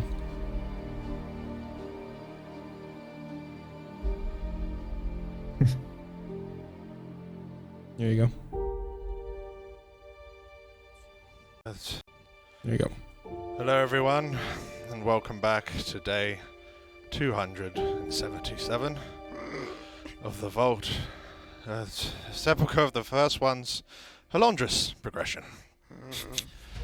Our boys have been on a break for just over 90 minutes, discussing where to use their cooldowns. There we go. I can see them preparing now for a pull. Mike, what do you think that they can do to do anything reasonable in this time? Please kill me. You can't even see Jordan there under the blanket. What do you think about this particular bit of progression? It's been 30 seconds since the last bomb incident. I think we're doing really well. Oh, they're actually going for a pull, which is about time. You can see, watch the sky beams, which is a mechanic. Mike, would you like to go through the mechanics for the, I think, 6,000th time at this point? Oh, okay, there we go. So, I think that, if we actually have a look at the player room count, I think... Let's see how they're coping I think with this. see how they're getting on, because we can see them playing away here at the moment. And, I think G's having a bit of a bad time. You can see his hand on his face. Oh, he's actually putting it, he's getting up off of his he's walking away, he's had enough. This is He sold it so well, man. Away. He's done.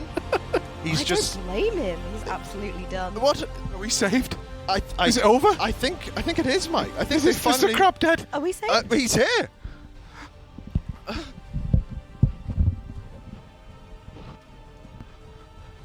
G, would you like? What's going on? It's so jank, but it works so well. I'm done with this shit. You guys got room on the couch? Yeah. Come and save us. Mix it up a bit.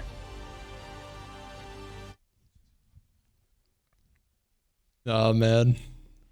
Oh my god. Stranger to putting down. See, if it was a little bit cleaner there, it would have sold it really well.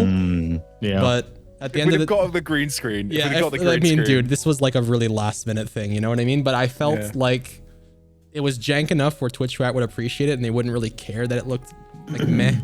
You know? Yeah. Yeah. This is the first time I saw it, actually. Really? No, yeah, I mean, when? Like, when? Oh, Yeah, did I see I that? guess Yeah. not. But this is something we threw the idea to the casters when they arrived, right? We said like, hey, we had this really funny idea. Like, how do you guys feel about it? Sit on it a little bit, think about it, sleep on it, see if it's doable. And then we asked them again when they came back the next day. We said, how do you guys feel about it? And they were like, man, let's do it. It sounds so funny. But yeah. Oh, such a send. Oh my god, that was Yeah, great. that was fantastic. All All because you brought the hard drive. Yeah, I will continue to bring it. It will keep coming at all times to wherever we go. Yeah. Jesus. Like, other stupid memorable moments. The George Lucas moment for me. Oh god, yeah. That was hilarious. Holy crap. When Alex dyed his hair white for that charity goal and none of us saw it. And he sits on the couch and sees that message in chat and loses his mind immediately. Oh god, it was so good. It's actually one of the most viewed clips on our channel, I think. George Lucas, no! It's so funny. It's too good. Oh I'll man. find it. Yeah, I mean, memorable moments. Like, it's funny because a lot of the moments that we really end up cherishing are things like a collaborative effort between us and the casters, and the dynamic that ends up just playing out on the broadcast. Like, you can't really fake that stuff. It just happens in the moment, and it's largely in part because of our casters. Like, they're just so incredible. Yeah, so easy to work with as well. It's like, hey, do you want to do this stupid thing? Like Jeeth check. Like the Jeeth check was just like, because Jeeth was like, they keep asking for him because they got so used to how useful he was, and then Jeeth would like just go and take a break for a little bit. Yeah. And they just ask questions, and it's just like, he's not there, guys. And so then Jeeth check was born. Jeeth check? Nope, not there. Okay, cool. We got it. Here we go. This is so good. Yeah, so chat, we found someone today. We brought them in. You can see Alex looking is like reading they were in Twitch need- chat. George Lucas! Oh, fuck! The immediate character break. Oh Oh my god, it was so... Oh, So how are you feeling? yeah, good. I'm looking forward to my next film that I'm going to ruin with I just many, realized many I didn't see any of remasters. this, yeah. So Yeah, good, yeah, man. And we're fucking dying the whole time in production because we're watching this shit happen as it happens, you know? Oh, man. It's too good. It's too good. This is the thing I will never give up for the life of me, man. I will never ever get tired of that. It's too good. Oh god. There's been such good moments of these, like Tells 3 and like the Tells Dranos 3-in-1 moment. Oh my god, I literally nearly had a heart attack. Yeah. Like The shampoo? yeah, where Dranos talking about like, oh, you just you squirt it all half the bottle onto your head and you just let it body. Just Yeah. The chicken wings where Krista takes the biggest bite of like that super hot chicken wing last Oh, race man. and like Yeah, that was about deadly. died. Yep. Yeah, there's a lot of memorable moments, man. It's hard to like say one of them is the most memorable or whatever. I think the fact is that I feel like we produce a lot of them, and it's a super big collaborative effort. Kills, I'd love you to take a stab at this, Mitch, as well, though, because like last boss kills is something that me and you specifically sit and talk about for hours. Yeah, like, true. Like me and you will sit and go, so what are we feeling this time? How are we going to do it this time? What's the plan for when we're getting close? Yep. Yeah, I'm sorry, I saw MJ's thing. Gingy getting out of the production room where he stepped in when you're trying to do the Oh yeah, man, that was so good. Grim probably never saw that either, by the way. We're trying to record a behind the scenes. I was literally on stream then. Yeah, he was on the couch with me.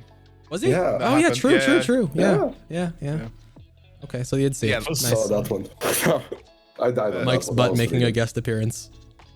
Yeah, Mitch, if you want to talk about like producing a world first kill like on mainstream, I think that'd be interesting because I think me and you spend a lot of time specifically talking about that, and I don't think anybody really knows how much time we spend talking about that. Yeah, so a lot like Rasmus, I'm very self-taught when it comes to video editing and After Effects and all that other stuff. But something that always resonates with me throughout all of my work is music. Music is a large part of the emotional investment that goes behind creating things. It can be cinematics, it can be video editing, it can be whatever. But in my mind, watching a world first kill of a boss is something, whether people like to admit it or not, is an emotionally invested thing. People will feel something when that happens, and I want that feeling to be as real as it possibly could be when it happens. So if you were watching the Echo broadcast back in Sanctum, the music rising and the cinematic, like the tension building in the kill, all of these things play into how the viewer actually ends up receiving that sort of vibe from the kill. It's super important to me, and it's something that me and Sam, like you just said, discuss at length every race. What's going to be playing, what casters are going to be on the couch, whatever else it is. It needs to be perfect. It needs to be like it needs to be the chef's kiss for the final moment of the race. And something me and Sam have done for the past 3 races now is live mixed music for the kill. There's a certain portion of our playlist that is curated for certain tones, certain BPMs, certain notes, and emotions that you want to invoke in people. And the kill moment for us is super important because that is the culmination of literally everything. It is the final stamp of approval saying like, this is what we did. And it's just like, it ends up being the Twitch clip that's going to get shared the most. It's literally it's everything combined. It is so important, and we take a lot of pride in knowing that when that kill happens, because we fully believe that it will happen on our channel first, that it's going to be an incredible moment for everyone.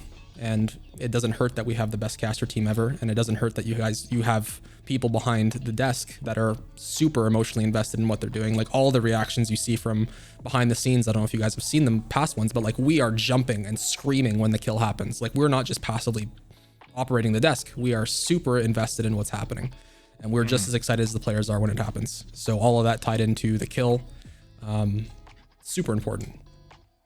Yeah, I think you've been like, you've driven all 3, and I don't think I'd change that now. I think it's a nice little boon. But like, if somebody ever wants to go back and like watch the last days on Twitch, you can see us rehearsing, and it'd be interesting for you to like for the thing to see. It's like not something that we can really pull up, but if somebody wants to, if you want to go and watch it, just watch the last day, like when we're getting close to a kill, and you can see us, me and Mitch rehearsing that and how that's going to go. because we do every pull that we're getting close, we start going, okay, cool. So let's like you drop in this track here, and then like my job at that point is that I'm stood behind Mitch, going right, okay, so then this next, and then this next, and then this next, and then like running through the timeline together so that we have it. Yep. And we understand exactly. So it's like, oh, cool. Then we're gonna jump to this camera. Then you're gonna do this. Then I'll take over while you go and do this, and then we'll Yeah. I mean, it's literally a dance. The whole thing is a dance, honestly. And without Sam being there telling me like, this is what's next, I'm so like paying attention to the audio level and like the tones of the music and like the POVs that we're watching. Like I'm just so into it. Sam's there with his hand on my shoulder saying like, okay, this is what's next. And it's important because we're, like I said, we're emotionally invested. Sometimes it's not like a strict job, robotic movement. It is multiple factors are controlling what you're doing at that point. So yeah, it's cool. I don't feel like you get that anywhere else though. I'm going to say it. Fuck it.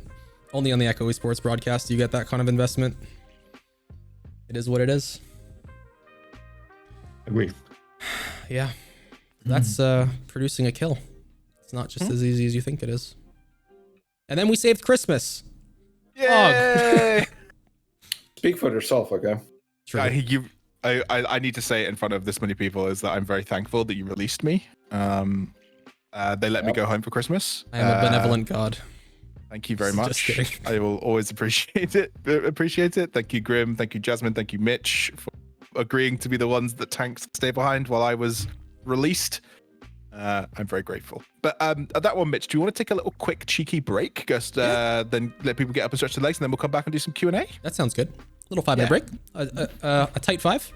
7. Nice tight 5. Nice tight 5. Podcast. I need a 7. Nice tight 5. I need a 7. You don't podcast, guys. Time for a break. Yep. We'll be back in I'm just a not few gonna minutes, be chat. fair, it's fine. We'll see you soon. Welcome back to the behind the scenes production tech talk. Third episode of the Echo Chamber podcast powered by Elgato Wave. We are close to wrapping up, I think, boys. I don't think we have much left to say. I think the best thing to do now is probably to go through all the questions that Jasmine has been kindly preparing for us that we haven't answered yet. How does that sound? That's great. Good. Cool. Sounds glorious. If you have any more questions, by the way, just slam them in Twitch chat and things like that, and then if they're good questions, we'll get to them. We promise. Yep, absolutely.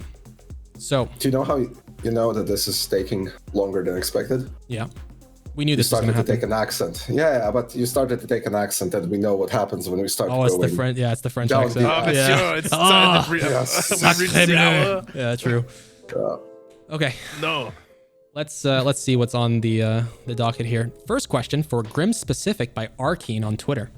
What are the major challenges for him and improvements he has made over the years during progression? This could be spicy. I trust you to answer this to the best of your ability. well, yeah, okay, it's a two-parter, Yeah. right? So, who deleted the question? God damn. Give it back. Give it back, whoever did it. It wasn't me. Jasmine. Yeah, it was Yasmin, of course. Yeah. Yeah. Anyways, so basically, the challenges are actually not really even the tech-related stuff. It's basically balancing the obligations to guild, to production, and some other things that like personal life, basically. Echo takes hell of a lot of time to do it, as you all may know, and that was probably the biggest challenge. Improvements I made and the things that we did, especially for guild, I can't talk about, sadly. I could talk about it for 2 hours, but With an as NDA long in as place. we're competing, Yeah. yeah, as long as we're competing, this is like I can't talk about it, sadly. Yep. Understandable. Yeah. Cool. Moving on from Twitch chat this time. Frodo's Hairy Feet. Great username. What a name. What a name. Do you rehearse in real time with design or try to have designs ready before trying out animating, etc.?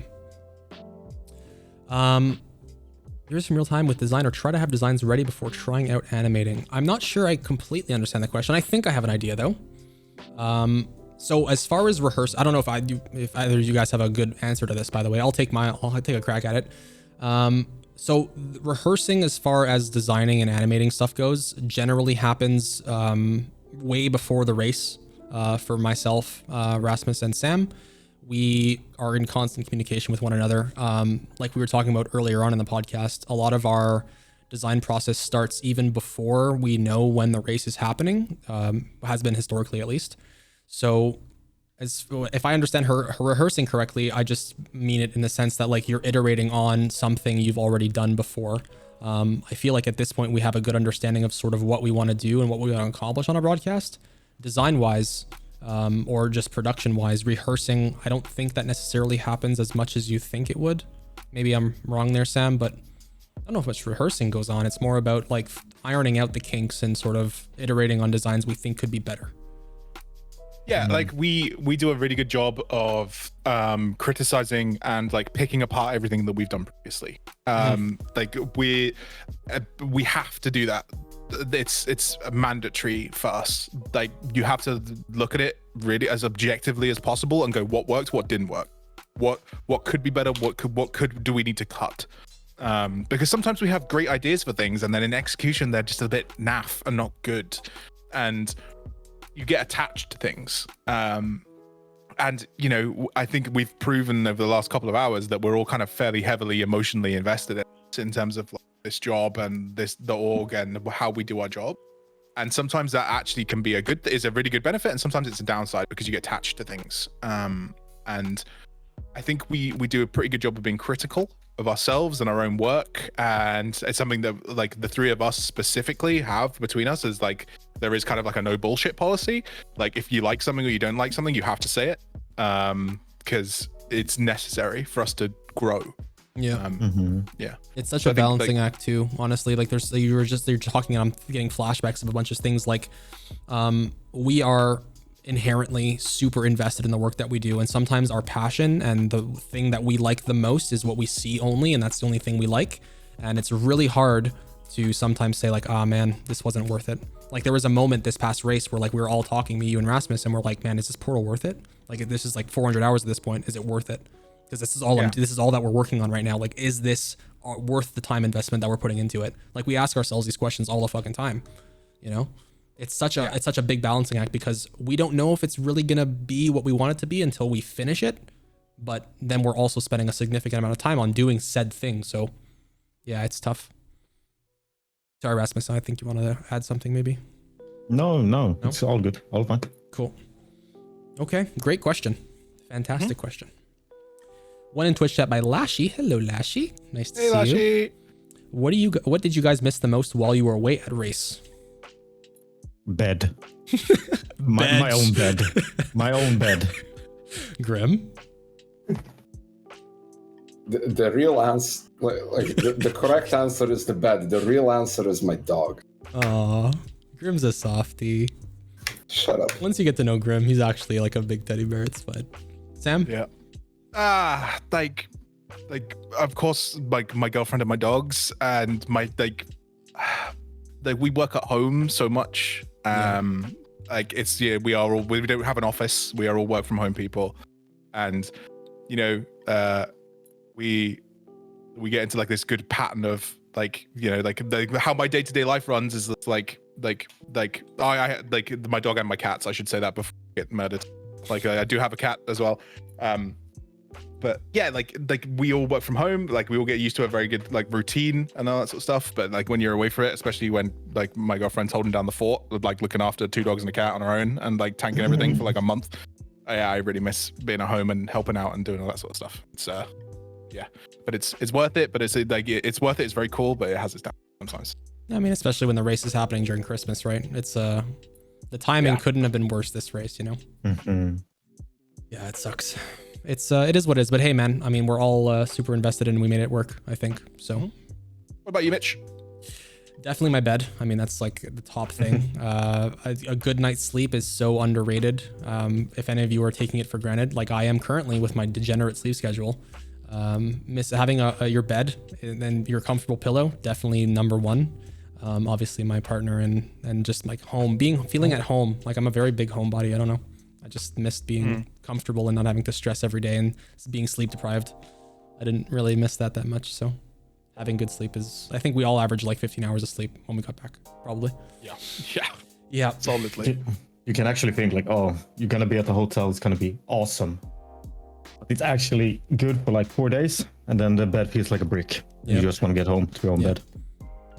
Yeah, because we're going to bed at like 2, 3 in the morning. We're waking up at 7 a.m., 5 a.m., 6 a.m., 8 a.m., whatever it is. You're just not getting enough sleep, and it's just like you're just like a robot at that point. Wake up, work, go to bed. Thanks Blizzard for the 5 a.m. reset. It was real great. We love that. That was fantastic. How many hours did we actually sleep that night? 3? Like You slept? 3, 4. Yeah, Grim did not sleep that night. Yeah. I hate you all, yeah. That's CBA, yeah. You sent us home, Grim, to be fair. Like, you were like, you know, you guys I did. So Yeah, you I told did. us to get out. You were like, no, you guys get out. Go home. Get out of it. True. Yeah.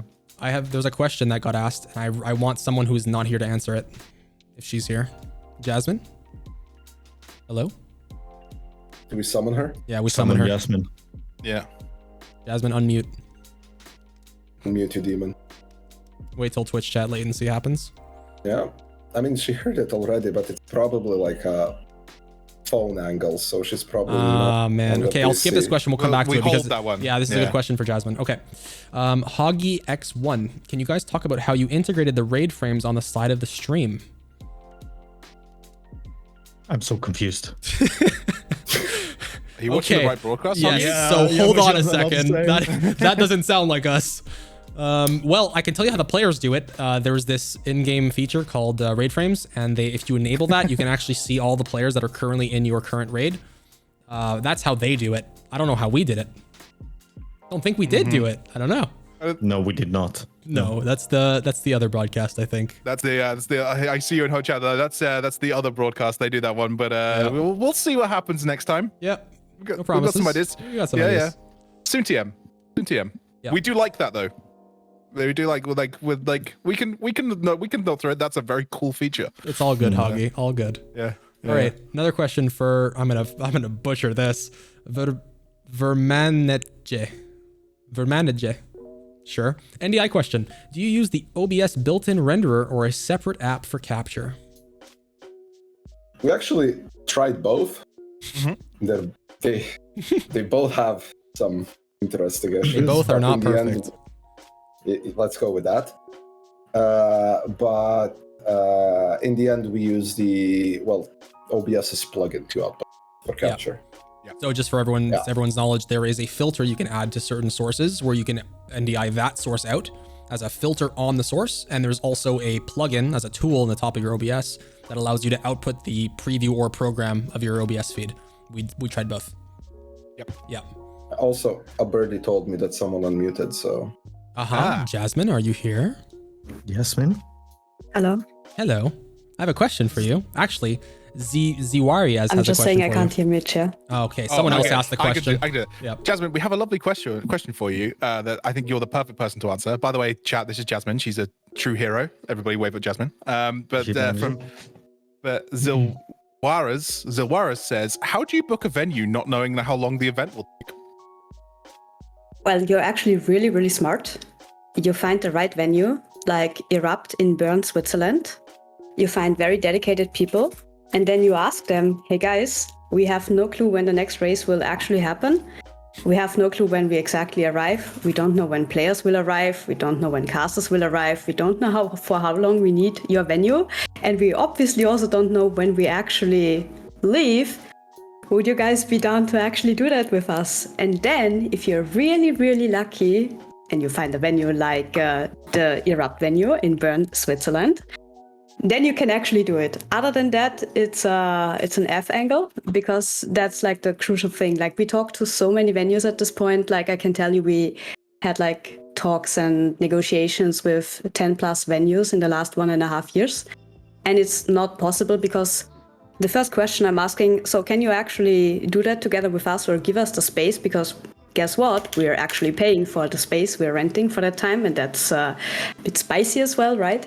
Can you actually guarantee us that we can have the venue at a certain point in a few months? And I can't tell you when exactly, for a special amount of time, and I can't tell you for how long. Would that be possible? And 95% of venues answering with, nope, not going to happen. And that's the moment where I'm like, well, I guess I'm out of here. I guess I need to find something else. The next one, persistence, like an actual champion. This woman has. Oh yeah, I'm very annoying. If I go for something, I go for something. I won't stop. Yeah, there you go. answer from the queen herself. Yep. Next question from Frodo's Hairy Feet again. Hairy Feet are apparently very popular. Specifically Frodo's. Yes. Was that a cost decision, or you guys just wanted to be on top of everything? Like, if you want something done right, do it yourself. Sorry, guys, do you still need me? Because I still can't hear Mitch. You need to tell me. Damn it. Sorry, keep it going. She just muted me, apparently. I don't know. Yeah, if there was a question, you need to repeat, boy. You're good for the minute, Jasmine. Thank you, though. Good. Thank you. Okay, I'll repeat. Was that a cut cost decision, or you guys just wanted to be on top of everything? Like, if you want something done right, do it yourself. Because usually such events are handled to the arena people, like LOL does, etc. I take a stab at this one first. Yes. So we are. I think we've made it very clear for a couple of times this event how invested we are in this thing coming, like being pulled off right. Like, and the next step for us is being way more involved in how everything works. Not just little bits and pieces, but the entire cake. We want to know exactly how it works. We want to be in control of all of the elements of it, to make sure that we do the absolute best job, to make sure that we deliver for our players, to play to the best of their ability and get well firsts, and to put on the best show possible. And when you make deals that involve handing over control of certain elements and things like that, when something goes wrong and it's out of your control, it feels crap.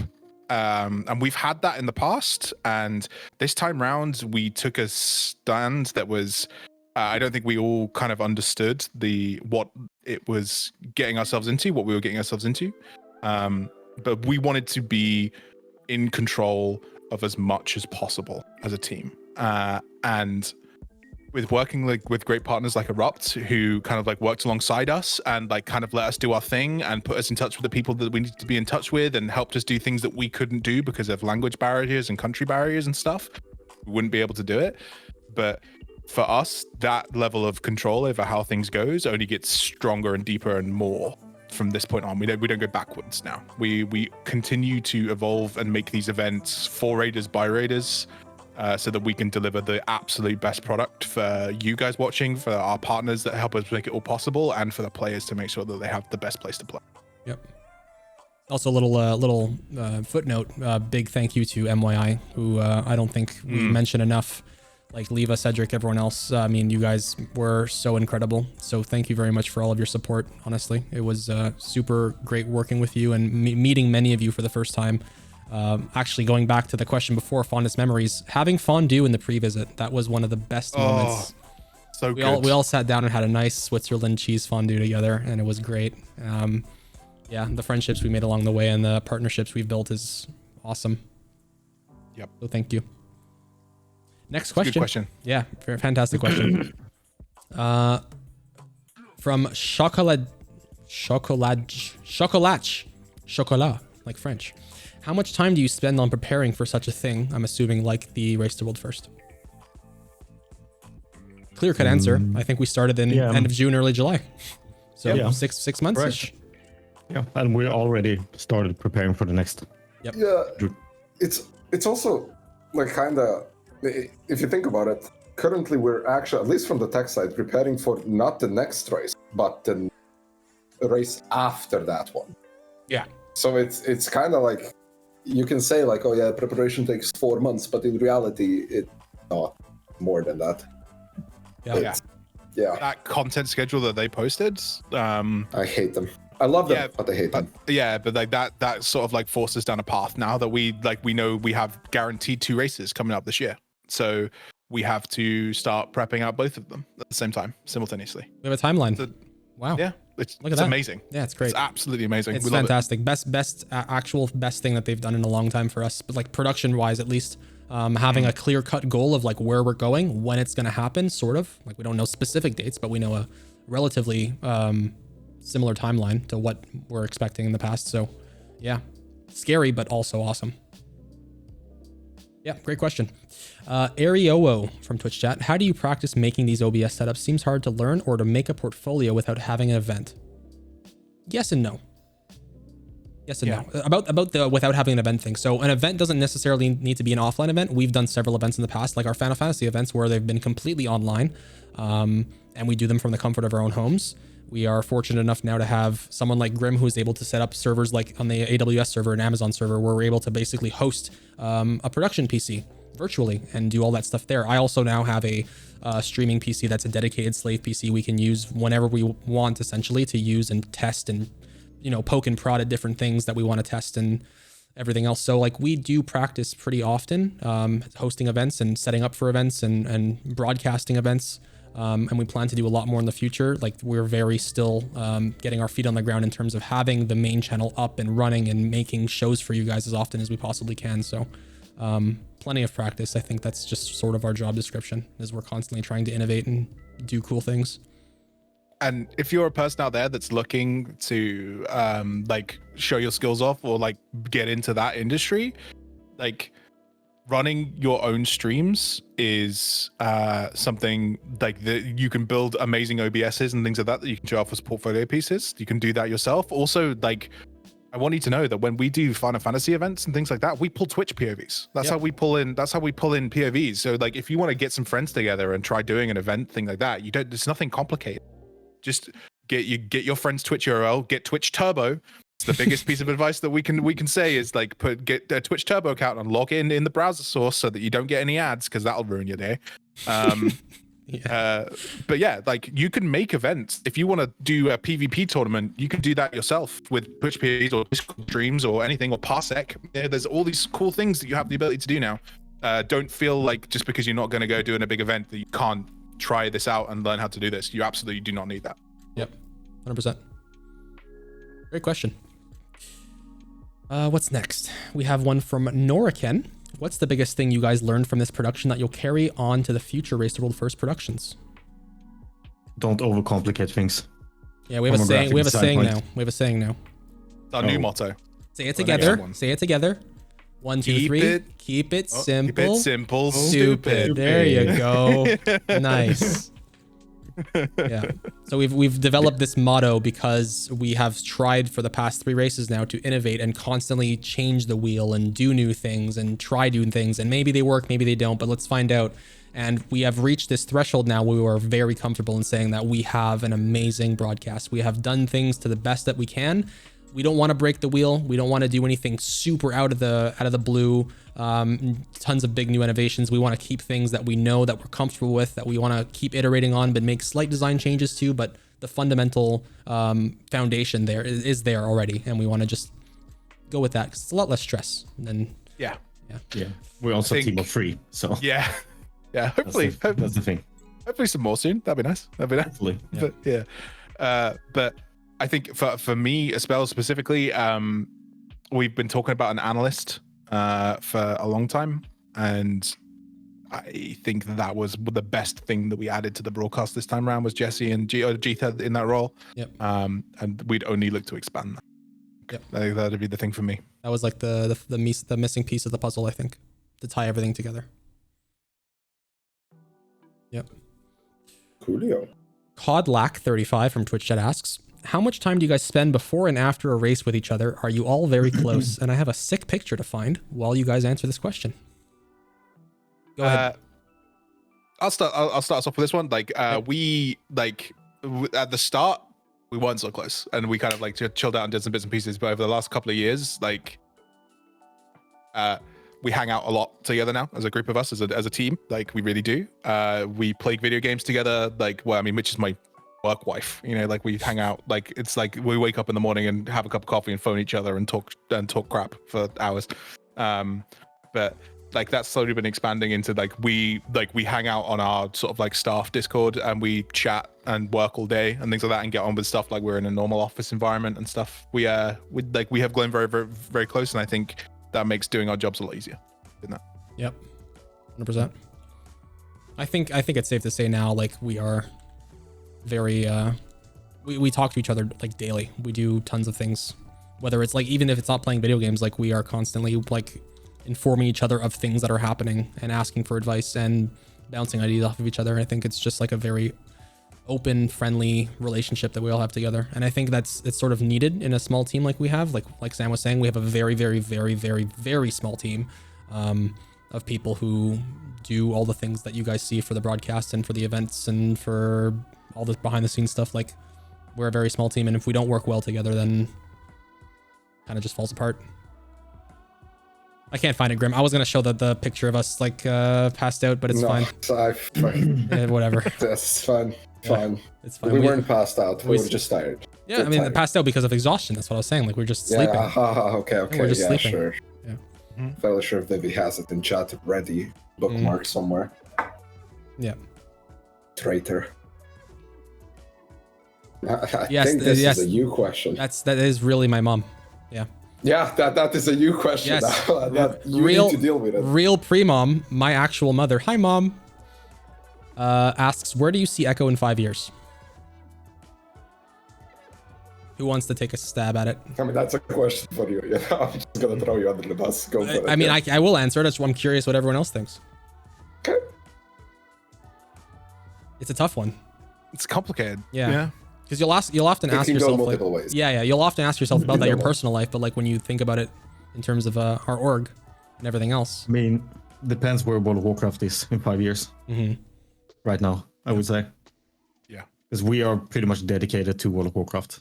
Yep. And our org, it depends where World of Warcraft is in 5 years. Right now, that is. Will we decide to expand? Yeah, I think in that 5-year period, if we find a niche in another genre, there's so much that can happen in 5 years. Like there's always this overarching topic about like the new Riot MMO, right? Like let's say in a hypothetical situation, Riot MMO becomes really popular and it's a really good game. Like it's actually good. And we have another world first team in Riot MMO. Like who the hell knows where the org is going to be? You know what I mean? Yeah. I just know that like something that Echo prides itself on is constantly innovating and constantly being the best at what they do. And we have an amazing roster of players. And as you've seen, we have great Final Fantasy players. We have great WoW players in all forms of WoW content, like MDI, like PvE, all that other stuff. Like, I think that we're always going to want to have that competitive edge in whatever we do. It just depends on what the horizon looks like for other genres and other games. You know, there's so much we can do, but yeah, I think that's something that I think if any message that Roger and Scribe were here and they would say from what I know of them, you know, being like at that pinnacle of competitiveness is something that's very important for Echo. Yep. So if we were going to expand into anything else, it would only be with that caveat. Yep. So, you know, I think it's something that it's a discussion that we have as a team a lot. But yeah, I'm hopeful that we'll be in a good place in 5 years. What that looks like, it's really hard to tell because everything changes week to week to month in terms of like what we're doing and how we're doing it. It's exciting. That's all I can tell you. It's definitely exciting. Looking forward. Yeah, and I think a breath of fresh air that we actually experienced recently was going back to that projection for the Blizzard production of like what the actual content cycle is going to look like. Because now we can look ahead to 6 months to a year and say, hey, we've got this coming. So we can start preparing for it right now, and we know what's going to happen. It's something that we didn't really know for sure back then. We knew there was going to be a race. We just didn't know when. Now we have more of a sort of idea of sort of, you know, the content that we're going to be able to produce and stuff like that. So, yep. I can, Yeah. Okay. Next question from Twitch chat. Fluffy DK asks, how much does Scripe have a finger and ultimately a say in the Race to World First stream? I mean, how much is he involved in the whole planning? He is, but not really to a huge extent to in-game things. But at the end, Scripe and Roger do have the ultimate say. So yeah. Here's involved. Definitely, but in the end, they do have to say so. Here's the thing that speaks a lot more about the prior question we asked about how close are you, right? And it's a little bit different, but sort of the same. I feel like there needs to be an inherent trust between everyone that is currently in the organization. So this is the sort of level I'm talking about, where Scripe and Roger are so focused on doing other things that they need to be focused on to win the race. And they entrust us with doing what's best for not only the organization, but what's best for the broadcast. And that level of trust is necessary in the sort of environment that we have, because again, we are a small team and they need to trust us and we need to trust them that they're going to handle their stuff. We're going to handle ours. And we're all doing it for the same goal. We're doing it for the betterment of the organization. We're doing it because we love Echo and we want it to succeed.